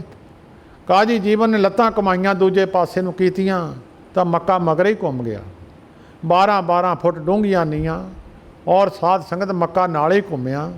ਇਹ ਦੇਖ ਕੇ ਕਾਜੀ ਜੀਵਨ ਹੋਣੀ ਕਹਿਣ ਲੱਗੇ ਉਹ ਕਿਆਮਤ ਆ ਗਈ, ਦੇਖੋ ਮੱਕਾ ਘੁੰਮ ਗਿਆ। ਸਾਰੇ ਜਿੰਨੇ ਮੱਕੇ ਦੇ ਲੋਕ ਸੀ ਸਾਰੇ ਹੈਰਾਨ ਹੋ ਗਏ। ਗੁਰੂ ਨਾਨਕ ਦੇਵ ਮਹਾਰਾਜ ਦੇ ਚਰਨਾਂ 'ਤੇ ਆ ਕੇ ਲੰਮੇ ਪਏ। ਉਹਨਾਂ ਨੂੰ ਸਮੱਤ ਦਿੱਤੀ। ਸਮੱਤ ਕੀ ਦਿੱਤੀ? ਜਿਸ ਪਰਮੇਸ਼ਰ ਨੂੰ ਤੁਸੀਂ ਇੱਕ ਪਾਸੇ ਜਾਣਦੇ ਹੋ, ਮੱਕੇ ਵਿੱਚ ਜਾਣਦੇ ਹੋ, ਉਹ ਸਰਬ ਵਿਆਪਕ ਹੈ, ਉਹ ਹਰ ਜਗ੍ਹਾ 'ਤੇ ਹੈ। ਕੋਈ ਜਗ੍ਹਾ ਐਸੀ ਨਹੀਂ ਜਿੱਥੇ ਪਰਮੇਸ਼ਰ ਨਹੀਂ ਹੈ। ਕੁਝ ਜਗ੍ਹਾ ਐਸੀਆਂ ਹੋ ਸਕਦੀਆਂ ਮਨੁੱਖ ਦੀ ਪਹੁੰਚ ਤੋਂ ਦੂਰ ਨੇ, ਪਰ ਰੱਬ ਦੀ ਪਹੁੰਚ ਤੋਂ ਦੂਰ ਨਹੀਂ। ਪਰਮੇਸ਼ਰ ਸਰਬ ਵਿਆਪਕ ਹੈ। ਆਕਾਸ਼ ਵਿੱਚ ਚਲੇ ਜਾਓ, ਹਵਾਈ ਜਹਾਜ਼ ਉੜਦੇ, ਰੱਬ ਦੀ ਕਿਰਪਾ ਤੋਂ ਬਿਨਾਂ ਉੜਦੇ ਨਹੀਂ ਆ। ਮਾੜੀ ਮੋਟੀ ਤਾਰ ਖਰਾਬ ਹੋ ਜਾਏ ਹਵਾਈ ਜਹਾਜ਼ ਥੱਲੇ ਡਿੱਗ ਪਊ। ਇਹ ਰੱਬ ਦੇ ਹੁਕਮ ਦੇ ਅੰਦਰ ਸਾਰੀ ਹਵਾ ਵਿੱਚ ਵੀ ਵਿਆਪਕ ਹੈ, ਜਲ ਵਿੱਚ ਵੀ ਵਿਆਪਕ ਹੈ, ਥਲ ਵਿੱਚ ਵੀ ਵਿਆਪਕ ਹੈ। ਔਰ ਪੌਣ ਪਾਣੀ ਜਿੱਥੇ ਤੱਕ ਵੀ ਧਰਤੀ ਹੈ, ਕੋਈ ਜਗ੍ਹਾ ਐਸੀ ਨੇ। ਕਿੰਨੇ ਬ੍ਰਹਿਮੰਡ ਨੇ, ਕੋਟ ਬ੍ਰਹਿਮੰਡ ਕੋ ਠਾਕੁਰ ਸੁਆਮੀ ਸਰਬ ਜੀਆਂ ਕਾ ਦਾਤਾ ਰੇ। ਹਰ ਜਗ੍ਹਾ 'ਤੇ ਪਰਮੇਸ਼ਰ ਸਰਬ ਵਿਆਪਕ ਹੈ। ਗੁਰੂ ਨਾਨਕ ਦੇਵ ਮਹਾਰਾਜ ਉਸ ਮੁਸਲਮਾਨ ਮੱਤ ਵਾਲੇ ਪੁਰਖਾਂ ਨੂੰ ਗਿਆਨ ਦੇ ਕੇ ਕਹਿਣ ਲੱਗੇ ਭਾਈ ਪਰਮੇਸ਼ਰ ਸਰਬ ਵਿਆਪਕ ਹੈ, ਜਿੱਥੇ ਮਰਜ਼ੀ ਤੁਸੀਂ ਯਾਦ ਕਰੋ ਉੱਥੇ ਹਾਜ਼ਰ ਹੈ। ਤੁਸੀਂ ਚੇਤੇ ਕਰੋਗੇ ਉੱਥੇ ਹਾਜ਼ਰ ਹੋ ਜਾਵੇਗਾ, ਜਿੱਥੇ ਯਾਦ ਕਰੋਗੇ ਉੱਥੋਂ ਪ੍ਰਗਟ ਹੋ ਜਾਏਗਾ। ਜਿਹੜਾ ਸਰਬ ਵਿਆਪਕ ਹੈ, ਅਗੰਮ ਗੋਚਰ ਹੈ, ਅੱਖਾਂ ਦੀ ਹੱਥਾਂ ਦੀ ਪਹੁੰਚ ਤੋਂ ਦੂਰ ਹੈ, ਅੱਖਾਂ ਨਾਲ ਦਿਸਦਾ ਨਹੀਂ ਹੈ। ਉਹਨੂੰ ਯਾਦ ਕਰੋਗੇ ਅੱਖਾਂ ਨਾਲ ਵੀ ਦਿਸੂਗਾ। ਭਗਤਾਂ ਨੂੰ ਜਦੋਂ ਨਾਮਦੇਵ ਜੀ ਨੂੰ ਬੰਨ੍ਹ ਕੇ ਸੱਟਿਆ ਅਤੇ 7 ਘੜੀਆਂ ਦਾ ਸਮਾਂ ਦਿੱਤਾ ਸੀ ਵੀ 7 ਘੜੀਆਂ ਦੇ ਵਿੱਚ ਆ ਗਾਂ ਜੀਂਦੀ ਕਰ ਦੇ, ਨਹੀਂ ਤਾਂ ਤੈਨੂੰ ਮੌਤ ਦੇ ਘਾਟ ਉਤਾਰ ਦੇਵਾਂਗੇ। ਨਾਮਦੇਵ ਜੀ ਨੇ ਕਹਿਣ ਲੱਗੇ ਭਾਈ ਇਹ ਤਾਂ ਭਗਵਾਨ ਦੇ ਹੱਥ ਹੈ, ਅਸੀਂ ਤਾਂ ਗਊ ਨਹੀਂ ਜੀਂਦੀ ਕਰ ਸਕਦੇ। ਜਿਹੜਾ ਮਰੇ ਗਿਆ ਜੀਂਦਾ ਕੌਣ ਕਰੇ? ਵੀ ਮੈਂ ਤਾਂ ਜੀਂਦੀ ਨਹੀਂ ਕਰ ਸਕਦਾ। ਭਗਤ ਫਿਰ ਡਰਦੇ ਨਹੀਂ ਆ। ਜਿਨ ਨਿਰਭਉ ਜਿਨ ਹਰ ਨਿਰਭਉ ਧਿਆਇਆ ਜੀ, ਤਿਨ ਕਾ ਭਉ ਸਭ ਗਵਾਸੀ। ਨਿਰਭਉ ਜਪੇ ਸਗਲ ਭਉ ਮਿਟੇ, ਪ੍ਰਭ ਕਿਰਪਾ ਤੇ ਪ੍ਰਾਣੀ ਛੁੱਟੇ। ਜਿਸ ਪ੍ਰਭ ਰਾਖੇ ਤਿਸ ਨਾਹੀ ਦੁਖ, ਨਾਮ ਜਪਤ ਮਨ ਹੋਵਤ ਸੁਖ। ਚਿੰਤਾ ਜਾਏ ਮਿਟੇ ਹੰਕਾਰ, ਤਿਸ ਜਨ ਕੋ ਕੋਏ ਨਾ ਪਹੁੰਚਣ ਹਾਰ। ਸਿਰ ਉੱਪਰ ਠਾਢਾ ਗੁਰਸੂਰਾ, ਨਾਨਕ ਤਾਕੇ ਕਾਰਜ ਪੂਰਾ। ਉਹ ਡਰਿਆ ਨਹੀਂ। 7 ਘੜੀ ਸਾਹਿਬ ਸਾਰੀ ਦੁਨੀਆ ਕੋਠਿਆਂ 'ਤੇ ਖੜ੍ਹੇ ਆ, ਲੋਕ ਆਲੇ ਦੁਆਲੇ ਖੜ੍ਹੇ ਆ ਇਕੱਠੇ ਹੋ ਕੇ ਕਿ ਨਾਮਦੇਵ ਨੂੰ ਮਾਰ ਦੇਣਾ ਹੁਣੇ ਨੇ, ਰਾਜੇ ਨੇ ਮਾਰ ਦੇਣਾ। ਉਹਨੇ ਕਿਹਾ ਜੇ ਭਗਤ ਪਰਮੇਸ਼ਰ ਪ੍ਰਗਟ ਨਾ ਹੁੰਦਾ ਤਾਂ ਪਰਮੇਸ਼ਰ ਦੀ ਹੋਂਦ ਖਤਮ ਹੋ ਜਾਣੀ ਸੀ। ਲੋਕਾਂ ਨੇ ਕਹਿਣਾ ਐਵੇਂ ਦੁਨੀਆ ਕਹਿੰਦੀ ਆ ਰੱਬ ਹੈ ਨਹੀਂ। ਉਸ ਵੇਲੇ ਗੁਰੂ ਗ੍ਰੰਥ ਸਾਹਿਬ ਵਿੱਚ ਬਚਨ ਹੈ 7 ਘੜੀ ਜਾਂ ਬੀਤੀ ਸੁਣੀ, ਅਜੂ ਨਾ ਆਇਓ ਤੇਰੇ ਭਵਨ ਤਣੀ। ਫਿਰ ਜਦੋਂ 7 ਘੜੀਆਂ ਬੀਤ ਗਈਆਂ ਲੋਕਾਂ ਨੇ ਕਿਹਾ ਹਲੇ ਪਰਮੇਸ਼ਰ ਤਾਂ ਕੋਈ ਆਇਆ ਹੀ ਨਹੀਂ ਆ। ਨਾਮਦੇਵ ਯਾਦ ਕਰਦਾ ਹੋਊਗਾ ਆਇਆ ਤਾਂ ਹੈ ਨਹੀਂ। ਅਤੇ ਪਾਖੰਤਨ ਬਾਜ ਬਜਾਏ ਲਾ, ਗਰੜ ਚੜ੍ਹੇ ਗੋਬਿੰਦ ਆਇਲਾ। ਸਾਰੀ ਦੁਨੀਆ ਦੇ ਸਾਹਮਣੇ ਭਗਵਾਨ ਗਰੜ 'ਤੇ ਚੜ੍ਹ ਕੇ ਉੱਥੇ ਨਾਮਦੇਵ ਦੇ ਕੋਲ ਪਹੁੰਚੇ ਆ। ਅਤੇ ਉਸ ਵੇਲੇ ਨਾਮਦੇਵ ਨੂੰ ਕਿਹਾ ਕਹੇ ਧਰਤ ਕੋਡੀ ਕਰੂੰ ਭਾਈ, ਧਰਤੀ ਪੁੱਠੀ ਕਰ ਦਈਏ, ਹੋਰ ਦੱਸ ਉੱਪਰ ਆਕਾਸ਼ ਉੱਪਰ ਸਿੱਟ ਦਈਏ ਇਹਦੇ। ਕਹੇ ਤਾਂ ਮੋਈ ਗਊ ਦੇ ਜਵਾਏ। ਕਹਿਣ ਲੱਗਾ ਮਹਾਰਾਜ ਗਾਂ ਹੀ ਜੀਂਦੀ ਕਰ ਦਿਓ, ਬਾਕੀ ਲੋਕਾਂ ਦਾ ਕੀ ਕਸੂਰ ਹੈ? ਜੇ ਮਹਾਰਾਜ ਧਰਤੀ ਪੁੱਠੀ ਦੁਨੀਆ ਕਿੰਨੀ ਹੈ, ਤੁਸੀਂ ਗਾਂ ਜੀਂਦੀ ਕਰ ਦਿਓ। ਭਗਤਾਂ ਨੇ ਜਿੱਥੇ ਯਾਦ ਕੀਤਾ ਸਰਬ ਵਿਆਪਕ ਪਰਮੇਸ਼ਰ, ਉਹਨੂੰ ਯਾਦ ਕਰੋਗੇ ਉੱਥੇ ਹਾਜ਼ਰ ਹੈ। ਕਿੱਥੇ? ਕਲਕੱਤੇ ਦੀ ਬੰਦਰਗਾਹ ਤੋਂ ਅੱਗੇ ਮੱਖਣ ਸ਼ਾਹ ਦਾ ਜਹਾਜ਼ ਫਸਿਆ ਹੋਇਆ, ਉੱਥੇ ਬੇਨਤੀ ਕੀਤੀ ਹੈ। ਕਿੱਥੇ? ਬਾਬਾ ਬਕਾਲਾ ਸਾਹਿਬ ਜੀ ਦੀ ਧਰਤੀ ਹੈ। ਉਸ ਨੇ ਬੇਨਤੀ, ਉਹਨੂੰ ਪਤਾ ਨਹੀਂ ਸੀ ਗੁਰੂ ਤੇਗ ਬਹਾਦਰ ਸਾਹਿਬ ਗੱਦੀ 'ਤੇ ਆ। ਉਹਨੇ ਖੜ੍ਹਾ ਹੋ ਕੇ ਹੱਥ ਜੋੜ ਕੇ ਇਕਾਗਰ ਚਿੱਤ ਹੋ ਕੇ ਇਹ ਬੇਨਤੀ ਕੀਤੀ ਜਿਹੜਾ ਵੀ ਗੁਰੂ ਨਾਨਕ ਸਾਹਿਬ ਜੀ ਦੀ ਗੱਦੀ 'ਤੇ ਇਸ ਵੇਲੇ ਹਾਜ਼ਰ ਹੈ, ਮੇਰਾ ਜਹਾਜ਼ ਬੰਨੇ ਲਾ ਦੇਵੇ, ਮੈਂ 500 ਮੋਹਰ ਭੇਟਾ ਕਰਾਂਗਾ। ਕਿੱਥੇ ਬਾਬਾ ਬਕਾਲਾ ਸਾਹਿਬ ਹੈ, ਕਿੱਥੇ ਕਲਕੱਤੇ ਤੋਂ ਅੱਗੇ ਬੰਦਰਗਾਹ ਤੋਂ ਅੱਗੇ ਜਹਾਜ਼ ਫਸਿਆ ਹੋਇਆ। ਸਰਬ ਵਿਆਪਕ ਪਰਮੇਸ਼ਰ ਉੱਥੋਂ ਹੀ ਹਾਜ਼ਰ ਹੋ ਕੇ ਉਹਦਾ ਜਹਾਜ਼ ਬੰਨੇ ਲਾ ਦਿੱਤਾ। ਇਸ ਗੱਲ ਨੂੰ ਗੁਰੂ ਅਰਜਨ ਦੇਵ ਮਹਾਰਾਜ ਧਨਾਸਰੀ ਰਾਗ ਦੇ ਅੰਦਰ ਸਤਿਗੁਰੂ ਜੀ ਬਚਨ ਕਰਦੇ ਆ, ਹੁਕਮਨਾਮੇ ਵਿੱਚ ਬਖਸ਼ਿਸ਼ ਕਰਦੇ ਆ। ਜੈ ਜੈ ਪੇਖੋਂ ਤੈ ਹਜ਼ੂਰ, ਦੂਰ ਕਤੋਂ ਨਾ ਜਾਈ। ਜਿੱਥੇ ਦੇਖੋਗੇ ਹਾਜ਼ਰ ਹੈ। वो परमेश्वर दूर नहीं है, बंदा दूर समझ लेंदा, वखरी गल है। सानू नहीं रब दिसदा, असीं कहने है नहीं। पाप कर्म उही करदा जिन्हों रब दूर दिसदा। जिन्हों रब दे जिन्हों पता हो मैनू देखदा तो फिर पाप कर्म करदा ही नहीं है। एक महात्मा ने अपने चेलियां नूं परखण वास्ते 2 कबूतर देते। उन्होंने कहा वो गद्दी उन्होंने देवांगे जिहड़ा बंदा वड्डी सोच वाला अगां बधू ख्यालां वाला होगा, उन्होंने गद्दी देवांगे। उन्होंने कहा भी कबूतर मार के लियाना, तुसीं उत्थे मारना जिथे कोई देखदा ना होवे। उन्होंने एक चेले ने ओले जिहा होया किसी कंध के टै ओले जिहा हो के देखिया। उन्हें कहा भी इत्थे कोई नहीं देखदा। उन्हें कबूतर मार के लिया के संतां दे मोहरे रख दिता। संतां नूं कहंदा लो जी, संत कहंदे बह जा भाई इत्थे रख दे। कबूतर रख दिता, बह गया। दूसरा चेला किन्ने थोड़ा टाइम ला के आया, पहुँचिया ना, किन्ना चिर लगा रहा। किन्ने चिर तो बाद थोड़ा चिर जो समा लग्या संतां ने देखिया आया नहीं आ। थोड़े चिर बाद वो लिया के कबूतर जिउंदा ही संतां दे मोहरे रख दिता। कहण लगे भाई तू मारिया नहीं है, तो मार के ले आया, थानू कहा सी मार के ले आयो। वो कहण लगा महाराज तुसीं कहा सी जिथे कोई देखदा ना होवे उत्थे मारना। मैं जदों मारन लग्या कबूतर मेरे वल नूं देखदा सी। जदों मैं कबूतर नूं देखदा सी कबूतर मैनूं देखदा सी। कहंदा फिर मैं मारना कित्थे सी? ये मेरे वल नूं देखदा सी। जिथे तुसीं कहा जिथे कोई देखदा ना होवे उत्थे मार के लिया। ये कबूतर मैनूं देखदा सी। कबूतर विच परमेश्वर है, सर्व व्यापक है, उन्होंने जिथे याद करोगे हाज़र है। गुरु अर्जन देव महाराज कहंदे जय जय पेखों तै हजूर, जिथे देखोगे परमेश्वर उत्थे हाज़र है। उत्थे उन्होंने याद करोगे हाज़र है। भगतां ने जिथे चेते किया उत्थे हाज़र होया।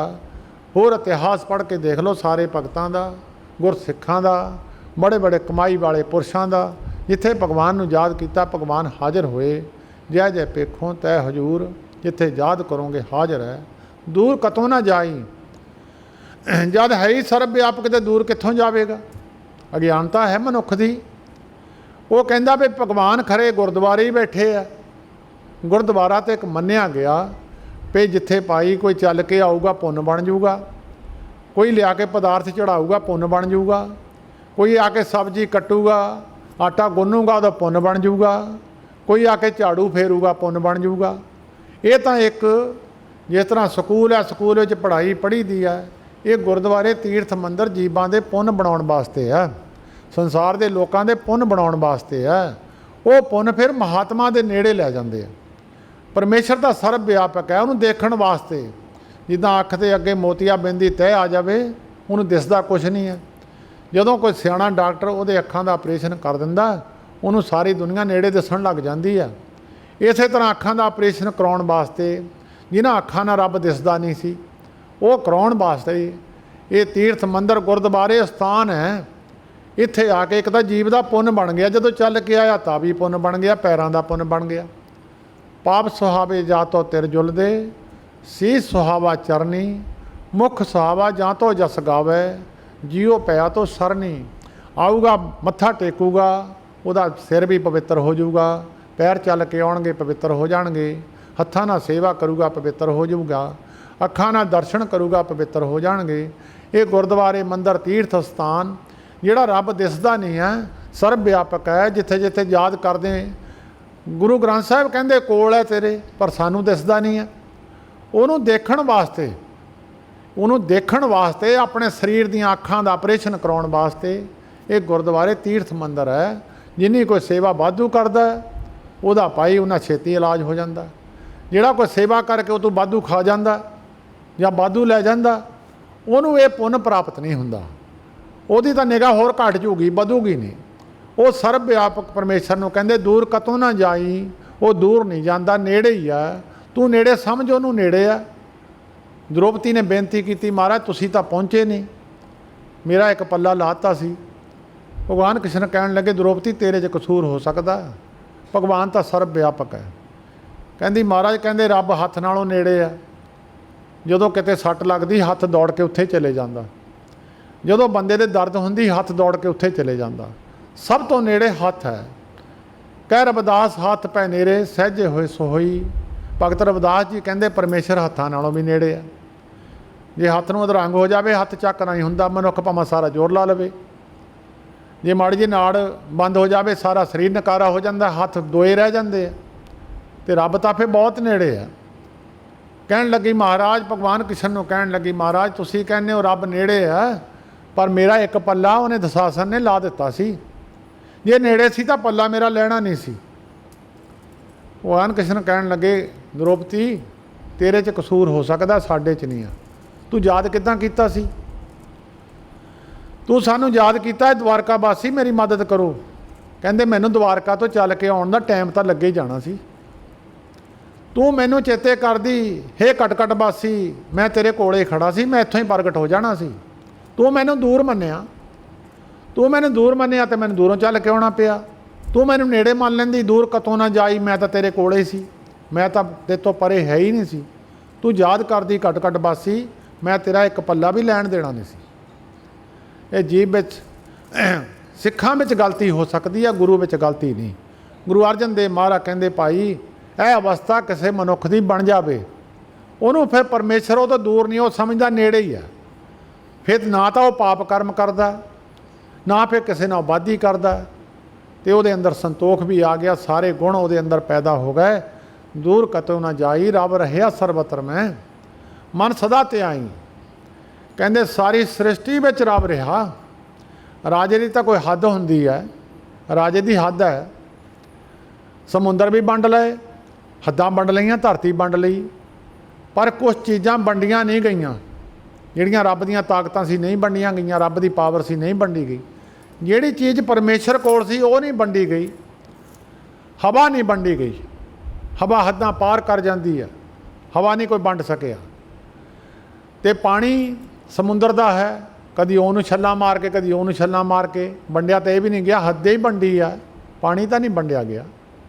अग है, अग भी वंडी नहीं गई, अग लग जाए हद्दां टप जाती है, ना वो किसी तो डरती है, ये भी नहीं वंडी गई। जिहड़ी परमेश्वर को पावर सी वो वंडी नहीं गई, सर्व व्यापक है। रब रहिया सर्वत्र में, सारी सृष्टि विच रमिया होया परमेश्वर है। मन सदा ते आई, ऐ मन तू उन्होंने त्यावना कर, जब तू त्यावेंगा हौली हौली तेन पता लग जूगा। सर्व व्यापक परमेश्वर हर जगह ते है, चोरां विच भी है, ठगां विच भी है, साधुआं विच भी है, हरेक विच है। जिहड़ा माड़ा कर्म करदा है उहदी निगाह बंद हो जाती, उहनूं दिसदा नहीं है। जिहड़ा शुभ कर्म करदा उहदी निगाह स्वच्छ पवित्र हो जाती है, वो फिर सारियां विच रमिया होया देखदा। वो फिर सारे ये विश्व संसार तुम देखदे, इहो हर का रूप है, हर रूप नजरी आया। सारी सृष्टि विच नामदेव जी कुत्ते दे मगर लैके घे दा डब्बा नठ गए। ए महाराज प्रसादे चौपड़ के खाओ जी, कहंदे सुक्के ना खा लिओ। कुत्ता रोटियां चक के नठ गया, उन्होंने कुत्ते बिचे परमेश्वर समझ लिया। ए महाराज सुक्के ना खाओ जी, मगर घे दा डब्बा लैके दौड़ गए। जिहड़ा सर्व व्यापक परमेश्वर है, कई महापुरुष साडे उत्थे नेड़े महापुरुष सी, 8-10 कुत्ते नाल ही रहिंदे सी, कुत्ते बिचे खाई जाते सी, बिचे संत भी खांदे रहिंदे सी। वो सर्व व्यापक परमेश्वर नूं सर्व व्यापक सारियां जीवां विच मनदे सन कि जो सृष्टि साजी है किहड़ी तो लैके हाथी तक इहदे विच परमेश्वर की सत्ता है। जिहड़े जीव तुरे फिरदे आ, अस्तूल विच भी है ते दूजे विच भी है, सूखम विच भी है, अस्तूल विच भी है, सर्व व्यापक सारी जगह ते है। जिथे भी तुसीं उहनूं देखोगे, महाराज गुरु अर्जन देव महाराज कहंदे मन सदा ते आई, उहनूं त्यावना कर। ऐ मन ਇਹ ਤੂੰ ਉਤਨੇ ਵਿਛੜੇ ਸੋ ਸੰਗੀ ਗਣੀਏ। ਜਿਹੜਾ ਕਈ ਵਾਰੀ ਤੁਹਾਡੀ ਇੱਥੇ ਰਾਜੇ ਨਾਲ ਬਣੀ ਹੁੰਦੀ ਹੈ, ਉਹ ਇੱਥੇ ਕਈ ਵਾਰੀ ਰਾਜਾ ਛੱਡ ਜਾਂਦਾ ਇਹਨੂੰ, ਉਹ ਇੱਥੇ ਕਈ ਵਾਰ ਵਿਛੜ ਜਾਂਦਾ। ਰਾਜਾ ਮਰ ਜਾਵੇ ਤਾਂ ਫਿਰ ਇਹਦੀ ਪਾਵਰ ਕਿੱਥੇ ਗਈ, ਨਾਲ ਹੀ ਇਹਦੀ ਪਾਵਰ ਵੀ ਖਤਮ ਹੋ ਗਈ। ਪਰਮੇਸ਼ਰ ਇੱਥੇ ਵੀ ਜੀਵ ਤੋਂ ਪਰੇ ਨਹੀਂ ਆ, ਤੇ ਦਰਗਾਹ ਵਿੱਚ ਵੀ ਜਾ ਕੇ ਪਰਮੇਸ਼ਰ ਇਹਦੇ ਨੇੜੇ ਹੀ ਆ। ਇਹ ਦੋਈ ਜਗ੍ਹਾ ਤੇ ਹਲਤ ਪਲਤ ਪ੍ਰਭ ਦੋਵੇਂ ਸਵਾਰੇ, ਹਮਰਾ ਗੁਣ ਅਵਗੁਣ ਨਾ ਵਿਚਾਰਿਆ।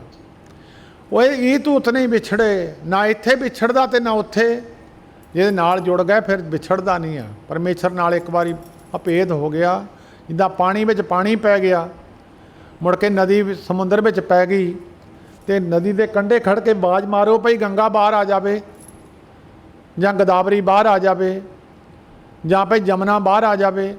जदों दे विचे रल गई तो फिर विछड़ू किदां? वो जिथे वो पानी जाऊगा विचे ही जाऊगी गंगा, ਉਹਦਾ ਤਾਂ ਬੇਕੋ ਹੀ ਰੂਪ ਹੋ ਗਿਆ ਦੋਈ।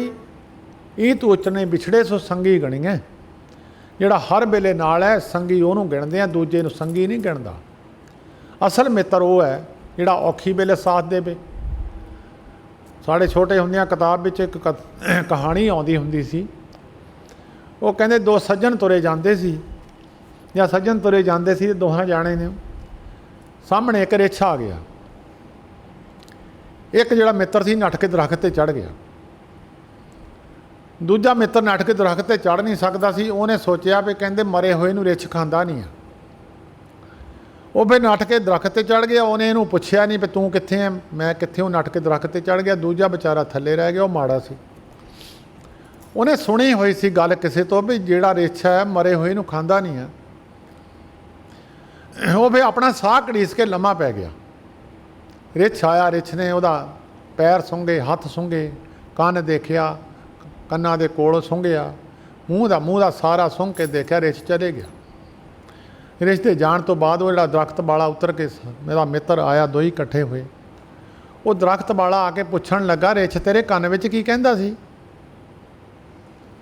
ਉਹਨੇ ਕਿਹਾ ਜਦ ਇਹਦੇ ਕੰਨ ਦੇ ਕੋਲ ਕੁਝ ਮੂੰਹ ਕੀਤਾ, ਉਹਨੇ ਕਿਹਾ ਇਹਦੇ ਕੰਨ ਵਿੱਚ ਕੋਈ ਗੱਲ ਕਹੀ ਹੈ। ਕਹਿੰਦਾ ਰਿੱਛ ਤੇਰੇ ਕੰਨ ਵਿੱਚ ਕੀ ਕਹਿੰਦਾ ਸੀ? ਉਹ ਥੱਲੇ ਵਾਲਾ ਜਿਹਦਾ ਲੰਮਾ ਪਿਆ ਸੀ, ਉਹ ਕਹਿਣ ਲੱਗਾ ਰਿੱਛ ਮੇਰੇ ਕੰਨ 'ਚ ਕਹਿੰਦਾ ਸੀ ਜਿਹੜਾ ਔਖੀ ਵੇਲੇ ਸਾਥ ਛੱਡ ਜਾਵੇ ਮਿੱਤਰ ਨਹੀਂ ਹੁੰਦਾ ਉਹ। ਇਹ ਕੰਨ 'ਚ ਮੇਰੇ ਗੱਲ ਕਹਿ ਕੇ ਗਿਆ। ਜਿਹੜਾ ਦੁਨੀਆ ਦੇ ਲੋਕ ਹੈ ਇੱਥੇ ਹੀ ਉਹ ਜਿਵੰਦੇ ਵਿਛੜੇ ਉਹ ਮੋਇਆ ਨਾ ਜਾਈ ਛੋੜ। ਕਈ 15-15 ਹਜ਼ਾਰ ਏਕੜ ਵਾਲੇ ਬੰਦੇ ਅਮੀਰ ਲੋਕ ਹੈ, ਬਿਰਧ ਆਸ਼ਰਮਾਂ ਜਮ੍ਹਾਂ ਕਰਾਏ ਹੈ, ਨਿਆਣੇ ਸਾਥ ਛੱਡ ਗਏ। ਜਿਨ੍ਹਾਂ ਦੀ ਖਾਤਰ ਸਾਰੀ ਜ਼ਿੰਦਗੀ ਮਨੁੱਖ ਜੂਝਦਾ ਰਿਹਾ, ਜਿਨ੍ਹਾਂ ਧੀਆਂ ਪੁੱਤਾਂ ਦੀ ਖਾਤਰ ਸਾਰੀ ਜ਼ਿੰਦਗੀ ਔਖਾ ਹੁੰਦਾ ਰਿਹਾ, ਉਹ ਵੀ ਸਾਥ ਛੱਡ ਗਏ। ਹਾਲਾਂਕਿ ਜਾਇਦਾਦ ਵੀ ਉਹਨਾਂ ਨੂੰ ਦੇਣੀ ਹੈ, ਉਹ ਫਿਰ ਵੀ ਸਾਥ ਛੱਡ ਗਏ। ਬਾਹਰਲੇ ਮੁਲਕਾਂ 'ਚ ਜਾਓ, ਸਾਡੇ ਹਿੰਦੁਸਤਾਨ ਤਾਂ ਫਿਰ ਵੀ ਧਰਮ ਨਗਰੀ ਹੈ, ਇੱਥੇ ਗੁਰੂ ਦੀ ਕਿਰਪਾ ਹੈ। ਕੁਛ ਮੁਲਕ ਪਾਕਿਸਤਾਨ ਹੈ, ਅਫਗਾਨਿਸਤਾਨ ਹੈ, ਹਿੰਦੁਸਤਾਨ ਹੈ, ਬਹੁਤ ਸਾਰੇ ਜਿਹੜੇ ਹਿੰਦੂ ਮਤ ਨਾਲ ਸੰਬੰਧਿਤ ਮੁਲਕ ਹੈ, ਉਹਨਾਂ ਵਿੱਚ ਹੁਣ ਵੀ ਜਾਓ, ਗਰੀਬ ਤੋਂ ਗਰੀਬ ਵੀ ਆਪਣੇ ਬਜ਼ੁਰਗਾਂ ਨੂੰ ਚੱਕਦੇ ਆ, ਉਹਨਾਂ ਨੂੰ ਦੱਬਦੇ ਘੁੱਟਦੇ ਆ, ਸ਼ਾਮੇ ਮੰਜਾ ਕਰਦੇ ਆ, ਧੁੱਪੇ ਕਰਦੇ ਆ, ਇਸ਼ਨਾਨ ਕਰਾਉਂਦੇ ਆ। ਅਤੇ ਜਿਹੜੇ ਉੱਧਰ ਅਮੀਰ ਤੋਂ ਅਮੀਰ ਬੰਦੇ ਵੀ ਬਿਰਧ ਆਸ਼ਰਮਾਂ ਵਿੱਚ ਜਮ੍ਹਾਂ ਕਰਾਏ ਆ, ਉਹਨਾਂ ਨੂੰ ਚੱਕਦਾ ਕੋਈ ਨਹੀਂ ਹੈ। ਇਹਨੂੰ ਕਹਿੰਦੇ ਈਤ ਉਚਰੇ ਵਿਛੜੇ ਸੋ ਸੰਗੀ ਗਨੀਆਂ। ਜਿਹੜੇ ਨਾਮ ਜਪਦੇ ਮਹਾਤਮਾ ਲੋਕ, ਜੇ ਉਹ ਮੰਜਿਆਂ 'ਤੇ ਵੀ ਡਿੱਗ ਜਾਣ, ਉਹਨਾਂ ਨੂੰ ਚੱਕਣ ਵਾਲੇ 20 ਬੰਦੇ ਖੜੇ ਆ। ਸੰਸਾਰੀ ਲੋਕ ਜਿੰਨੇ ਬਿਰਧ ਹੋ ਜਾਂਦੇ, ਜਿੰਨੇ ਪੁਰਾਣੇ ਹੋ ਜਾਂਦੇ, ਕਬਾੜ ਵਿੱਚ ਚਲੇ ਜਾਂਦੇ ਆ। ਜਿੰਨਾ ਸਿਆਣਾ ਹੋ ਗਿਆ ਕਬਾੜ ਵਿੱਚ ਚਲੇ ਗਿਆ। ਸੰਸਾਰੀ ਲੋਕਾਂ ਦੀ ਜਵਾਨੀ ਵਿੱਚ ਪੁੱਛਿਆ, ਜਦੋਂ ਕਾਲੀ ਦਾੜੀ ਆ ਲੋਕ ਪੁੱਛਦੇ ਆ, ਸਲਾਹ ਲੈਂਦੇ ਆ। ਜਦੋਂ ਸਿਆਣਾ ਹੋ ਗਿਆ, ਬਿਰਧ ਹੋ ਗਿਆ, ਉਹਨੂੰ ਕੋਈ ਘਰ ਦਾ ਵੀ ਨਹੀਂ ਸਲਾਹ ਪੁੱਛਦਾ। ਮਹਾਤਮਾ ਲੋਕ ਜਿਨ੍ਹਾਂ ਨੂੰ ਜਵਾਨੀ ਵਿੱਚ ਕੋਈ ਨਹੀਂ ਪੁੱਛਦਾ, ਕੋਈ ਜਵਾਨੀ ਵਿੱਚ ਬੰਦਗੀ ਕਰਦੇ, ਉਹਨਾਂ ਨੂੰ ਜਾਣਦਾ ਹੀ ਨਹੀਂ ਕੋਈ, ਨਾ ਪੁੱਛਦੇ ਆ। ਜਦੋਂ ਮਹਾਤਮਾ ਬਿਰਧ ਹੋ ਜਾਂਦੇ, ਦੁਨੀਆ ਜਿੱਥੇ ਉਹ ਪੈਰ ਰੱਖਦੇ ਆਪਣਾ ਹੱਥ ਰੱਖਦੇ ਲੋਕ। ਇੰਨਾ ਫਰਕ ਹੈ ਨਾਮ ਜਪਣ ਵਾਲੇ ਗੁਰਮੁਖਾਂ ਦਾ। ਉਹ ਨਾਮ ਜਪਦੇ ਆ, ਉਹਨਾਂ ਦੀ ਸੇਵਾ ਅਖੀਰ ਤੱਕ ਬਿਰਧ ਸਮੇਂ 'ਤੇ ਵੀ, ਜਿਨ੍ਹਾਂ ਦੇ ਧੀ ਪੁੱਤਰ ਨਹੀਂ ਵੀ ਹੈ, ਉਹਨਾਂ ਨੂੰ ਚੱਕੀ ਫਿਰਦੀ ਦੁਨੀਆ ਨਾਮ ਜਪਣ ਵਾਲਿਆਂ ਦੀ ਸੇਵਾ ਇੱਥੇ ਵੀ ਹੁੰਦੀ ਹੈ, ਦਰਗਾਹ ਵਿੱਚ ਵੀ ਹੁੰਦੀ ਹੈ। ਇਹ ਤੂਤ ਨਹੀਂ ਵਿਛੜੇ ਸੋ ਸੰਗੀ ਗਨੀਐ, ਬਿਨ ਸਜਾਏ ਜੋ ਨਿਮਕ ਮੈਂ ਸੋ ਅਲਪ ਸੁੱਖ ਪਣੀਐ। ਜਿਹੜਾ ਇੱਕ ਛਿਨ ਵਿੱਚ ਵਿਛੜ ਜਾਂਦੇ, ਇੱਕ ਛਿਨ ਵਿੱਚ ਛੱਡ ਕੇ ਪਰੇ ਹੋ ਜਾਂਦੇ ਆ, ਅਲਪ ਹੁੰਦਾ ਥੋੜ੍ਹਾ। ਐਸੇ ਸੁੱਖ ਨੂੰ ਛੱਡ ਦੇਣਾ ਚਾਹੀਦਾ। ਐਸੇ ਸੁੱਖ ਦੀ ਪ੍ਰਾਪਤੀ ਕੀ ਕਰਨੀ ਹੈ? ਜਿਹੜਾ ਇੱਕ ਛਿਨ ਵਿੱਚ ਪਰੇ, ਧੀਆਂ ਪੁੱਤਰ ਇੱਕ ਮਿੰਟ 'ਚ ਪਰੇ ਹੋ ਜਾਂਦੇ ਆ। ਹੋਰ ਵੀ ਤੁਸੀਂ ਜਿਨ੍ਹਾਂ ਨਾਲ ਕਈ ਵਾਰ ਬਣੀ ਹੁੰਦੀ ਛੱਡ ਜਾਂਦੇ ਆ, ਸੰਸਾਰ ਦੇ ਲੋਕ ਛੱਡ ਜਾਂਦੇ ਆ। ਜਗਤ ਮੈਂ ਝੂਠੀ ਦੇਖੀ ਪ੍ਰੀਤ, ਆਪਣੇ ਹੀ ਸੁੱਖ ਸਿਉ ਸਭ ਲਾਗੇ ਕਿਆ ਦਾਰਾ ਕਿਆ ਮੀਤ। ਮੇਰੋ ਮੇਰੋ ਸਭੇ ਕਹਿਤਾ ਹਿਤ ਸਿਓ ਬਾਧਿਓ ਚੀਤ। ਐਵੇਂ ਬਸ ਇੱਕ ਦੂਜੇ ਦੇ ਸੁੱਖਾਂ ਨੂੰ ਬੱਝੇ ਬੈਠੇ ਆ ਸਾਰੇ। ਇਹ ਤੂਤ ਨਹੀਂ ਵਿਛੜੇ ਸੋ ਸੰਗੀ ਗਣੀਐ, ਬਿਨ ਸਜਾਏ ਜੋ ਨਿਮਕ ਮੈਂ ਸੋ ਅਲਪ ਸਕ ਪਨੀਐ। ਪ੍ਰਤ ਪਾਲੇ ਅਪਿਆਓ ਦੇ। ਇੱਕ ਹੁੰਦੀ ਪ੍ਰਤ ਪਾਲਣਾ, ਇੱਕ ਹੁੰਦਾ ਜਿੱਦਾਂ ਪਸ਼ੂ ਰੱਖਿਆ, ਉਹਨੂੰ ਪੱਠੇ ਪਾਉਂਦੇ ਆ, ਉਹਦੀ ਪ੍ਰਤ ਪਾਲਣਾ ਕਰਦੇ ਹਾਂ ਆਪਾਂ। ਉਹਨੂੰ ਬਿਮਾਰ ਹੋਏ ਤਾਂ ਦਵਾਈ ਵੀ ਦਿੰਦੇ ਹਾਂ। ਪ੍ਰਤ ਪਾਲਣਾ ਕਰਨੀ ਹੈ, ਪਿਆਓ ਦੇ ਕਛੂਣ ਨਾ ਹੋਈ। ਇੱਕ ਪ੍ਰਤ ਪਾਲਣਾ ਹੁੰਦੀ ਹੈ, ਇੱਕ ਬੱਚੇ ਦੀ ਪ੍ਰਤ ਪਾਲਣਾ ਕਰਦਾ। ਇੱਕ ਜਿਹੜਾ ਜ਼ਿਮੀਂਦਾਰ ਹੈ, ਜਿਹੜੇ ਬੌਲਦ ਨੂੰ ਜੋੜਦਾ, ਉਹਨੂੰ ਜ਼ਿਆਦਾ ਪੇੜਾ ਪਾਉਂਦਾ, ਜਿਹਨੂੰ ਨਹੀਂ ਕੰਮ ਦਾ ਉਹਨੂੰ ਥੋੜ੍ਹਾ ਪਾਉਂਦਾ। ਪ੍ਰਤ ਪਾਲਣਾ ਹੁੰਦੀ ਹੈ ਜਿੱਦਾਂ ਮਾਤਾ ਬੱਚੇ ਦੀ ਕਰਦੀ ਹੈ, ਅਤੇ ਜ਼ਿਮੀਂਦਾਰ ਆਪਣੇ ਹਾਲੀ ਜਿਹੜਾ ਆ ਆਪਣੇ ਪਸ਼ੂਆਂ ਦੀ ਕਰਦਾ, ਅਤੇ ਆਪਣੇ ਡੰਗਰਾਂ ਦੀ ਕਰਦਾ। इस तरह भगवान अपने भगतां की प्रतिपालना करता। ये ऊणी गल नहीं कहते किदा भांडा ऊना पे ऊणी गल है, ये कमी है, ये पूरी सच नहीं है। गुरु अर्जन देव महाराज कहते पूरी सच है, ऊणी गल नहीं है। प्रतिपाल प्याओ दे कछ ऊण ना होई, साथ साथ संभालता मेरा प्रभ सोई। कहते सवास सवास ये संभाल करदा, ये भी एक सवास जिदा आया तो गया, ये तो परे नहीं हुंदा, हर वेले दे नेड़े ही है। साथ साथ संभालता मेरा प्रभ सोई, अछल अछेद अपार प्रभ। ना छड़िया जान वाला ना परमेश्वर अपर अपार है, ऊंचा जां का रूप सब तो बड़ा, सब सारी सृष्टि तो बड़ा एक निरंकार, उहदा रूप सब तो उच्चा है। उहदे रूप दे जिहड़े साध संगत जी तप तेज है, उहदे बराबर कोई नहीं है। जिन्हां दे अगे सूरज भी ठंडे, सूरज भी मात हो जाते, सूरज भी नीवियां पा जाते हैं, एडा तप तेज है। अछल अछेद अपार प्रभ, ऊंचा जां का रूप, जप जप करे आनंद जन आचार्य अनूप। ऐसे पुरखां नूं, ऐसे परमेश्वर नूं जप के वो निरंकार दे जिहड़े जन है, जिहड़े निरंकार दे भगत है, जप जप करे आनंद जन आनंदित होए ने। आचार्य ये गल आश्चर्य है, अपने भगतां की पालना करता है। सतगुरु जी अगली पंक्ति में एक बचन फिर करते हैं, सा मत देहो दयाल प्रभु, हे निरंकार जी ऐसी मत बख्शो जी। सा मत देहो दयाल प्रभु, ऐसी मत बख्शो निरंकार जी। हे प्रभु जी ऐसी मत बख्शो, जे तुम्हें अराधा वो मत मैनू बख्शो जिहड़ी मत ना मैं थोड़ा आराधन करा। इत्थे बिंदी लाउणी है। गुरु ग्रंथ साहिब जी दे विच एक बिंदी ते एक अधक, दो अखर गुरु अर्जन देव महाराज ने लाए नहीं है। वो कहते जिथे जिथे मेरे सिख मुनासिब समझणगे उत्थे बिंदी कोलों लाया करनगे, अधक लाया करनगे। जे कोई कहे अधक लाउणा नहीं है तो बिंदी लाउणी नहीं है तो अर्थ का अनर्थ बन जूगा। जिहड़ा कहंदा बिंदी अधक लाउणा नहीं लाउंदा वो भी है। जो तुसीं पढ़दे जिन्हें नाम ते आया गए मसकत काल है, इत्थे मसक्कत नहीं है। जदों मसक्कत कढ़दे हैं तो उत्ते फिर अधक लगूगा तां मसक्कत बनूगा, नहीं तो मसकत है। सारी दुनिया मसक्कत पढ़दी है, उत्थे अधक कोलों लग्या, उत्थे अधक लिखिया नहीं होया। जे तुसीं उदां पढ़ोगे अखरां दे नाल जिन्हें नाम ते आया गए मसकत काल है, उत्थे अधक कोलों कलखणी सुलखणी सुचज्जी कुचज्जी उहदे उत्ते अधक लगदा तां बनदी है। इत्थे बिंदी कोलों लाउणी पऊगी। ऐ महाराज मैनू मत ऐसी बख्शो, सा मत देव दयाल, ऐसी मत बख्शो जे तुम्हें अराधा, जे अराधा है तो फिर दूजे नूं है। मैं आराधन करन दी मत बख्शो, मैं तुम्हें आराधन करन दी, जे तुम्हें अराधा नानक मंगे दान प्रभ, रेन पग साधा। मैं महाराज साधुआं दे चरनां दी रेण चाहुंदा, साधुआं दे चरनां दी तूड़ मंगदा। ऐसे साधुआं दे मैनू चरनां दी तूड़ बख्शो। जिहड़ा कहंदा साधु नूं मत्था नहीं टेकना, है पंक्ति दा अर्थ की करूगा वो? जिहड़े बहुत सारे अर्थां दे अनर्थ करदे आ, बहुत सारियां गल्लां अपने कोलों कह जांदे आ। वो भाई नाम जपण वालियां दी महिमा वडियाई है गुरु ग्रंथ साहिब विच, कोई भी अंग ऐसा नहीं है। एक बारी एक बहुत विद्वान महापुरुष सन, वो कई बार ये गल कर जाते सी, ऐसी कोई संतां दे उल्ट गल कर जानी। संत महाराज कहण लगे ज्ञानी जी एक भी अंग गुरु ग्रंथ साहिब जी का कोई दसो जिस अंग ते किते साधु की निंदिया लिखी हो, कोई अंग ऐसा हो। हर एक गुरु ग्रंथ साहिब के अंग दे साधुआं की महिमा लिखी है। जिथे नाम की वडियाई की, नाम जपण वालियां दी वडियाई भी दिती है। नाम जपण वालियां दा सत्कार किया है गुरु ग्रंथ साहिब जी के अंदर। तां गुरु अर्जन देव महाराज कहंदे महाराज ऐसी मत बख्शो जी जिस मत नाल मैं तुहाडा आराधन करा। ये मंग मंगिया करो। मंगां तां दुनिया विच मुकदियां नहीं, एक मंग मंग लो दूई खड़ी है, वो मंग ले तीजी खड़ी है। ये एको ही मंग लोगे ये मगर सारियां मंगां अपने आप ही पूरियां हो जाणियां। नानक मंगे दान, गुरु नानक साहब महाराज कहंदे मैं एक दान मंगदा महाराज तुहाडे तो, रेन पग साधा नाम जपण वाले गुरमुखां दी मैनूं धूड़ चाहिदी है। उन्हां दे चरनां दी धूड़ी मैं मस्तक ते लाउणी चाहुंदा। ये गुरु अर्जन देव महाराज दे पवित्र बचन रसना दे उचारे होए, जिन्नी क मत बुद्धि महाराज ने बख्शी है। साध संगत मत बुद्धि परमेश्वर बख्शदा है।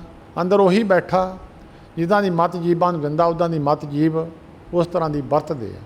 जिन्नी क महापुरुषां ने कृपा की है, उहदे अनुसार तुहाडे नाल बचन साझे कीते आ। 2-3 ਮਹੀਨੇ ਦਾ ਨਾਗਾ ਪੈ ਗਿਆ। ਚਲੋ ਪਰਮੇਸ਼ਰ ਦਾ ਹੁਕਮ ਹੈ, 100 ਸਾਲ ਬਾਅਦ ਛਾਣਨਾ ਲਾਇਆ ਜਾਂਦਾ। ਨਿਰੰਕਾਰ ਵੱਲੋਂ ਉਹਦੇ ਹੁਕਮ ਅਨੁਸਾਰ 100 ਸਾਲ ਬਾਅਦ ਛਾਣਨਾ ਲਾਉਂਦੇ ਆ, ਇਹਦੇ ਵਿੱਚ ਗੰਦ ਕੂੜਾ ਕੱਢ ਦਿੰਦੇ ਆ। ਅੱਜ 1918 ਦੇ ਵਿੱਚ ਪਲੇਗ ਆਈ ਸੀ ਤਾਂ 20 ਦੇ ਵਿੱਚ ਖਤਮ ਹੋਈ।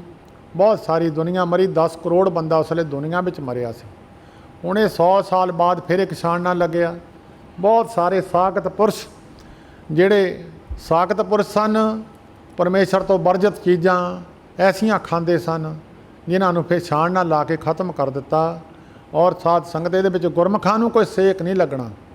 ਗੁਰਮੁਖਾਂ ਨੂੰ ਹੈ ਠੀਕ ਹੈ, ਮਾੜਾ ਮੋਟਾ ਅੱਗ ਲੱਗੀ ਹੋਵੇ ਸੇਕ ਤਾਂ ਗਵਾਂਢੀਆਂ ਤੱਕ ਆ ਜਾਂਦਾ, ਪਰ ਜਿਹੜੇ ਗੁਰਮੁਖ ਹੈ ਨਾਮ ਜਪਣ ਵਾਲੇ ਉਹਨਾਂ ਨੂੰ ਸੇਕ ਨਹੀਂ ਲੱਗਦਾ। ਠੀਕ ਹੈ, ਕਲਯੁਗ ਦਾ ਪ੍ਰਭਾਵ ਹੈ। ਗੁਰਦੁਆਰੇ ਬੰਦ ਕਰ ਦਿਓ, ਠੇਕੇ ਸ਼ਰਾਬ ਦੇ ਖੋਲ੍ਹ ਦਿਓ, ਕਲਯੁਗ ਦਾ ਪ੍ਰਭਾਵ ਹੈ। ਉਹ ਰਾਤ ਨੂੰ ਵੀ ਖੁੱਲ੍ਹੇ ਆ, ਗੁਰਦੁਆਰੇ ਬੰਦ ਕਰ ਦਿੱਤੇ, ਮੰਦਰ ਬੰਦ ਕਰ ਦਿੱਤੇ। ਜਿੱਥੇ ਟੱਲ ਵੱਜਣੇ ਸੀ, ਭਗਵਾਨ ਨੂੰ ਚੇਤੇ ਕਰਨਾ ਸੀ, ਮੰਦਰ ਬੰਦ ਕਰ ਦਿੱਤੇ। ਮੰਦਰਾਂ 'ਤੇ, ਅਸਥਾਨਾਂ, ਮਸੀਤਾਂ 'ਤੇ, ਗੁਰਦੁਆਰਿਆਂ 'ਤੇ ਬੈਨ ਲਾਤੇ। ਕਲਯੁਗ ਦੀ ਨਿਸ਼ਾਨੀ ਹੈ।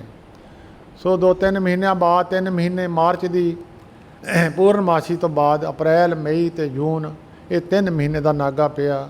ਭਾਈ ਗੁਰਮੇਲ ਸਿੰਘ ਹੁਣੀ ਤਾਂ ਪਿਛਲੀ ਵਾਰ ਹਾਜ਼ਰੀ ਲਾ ਗਏ।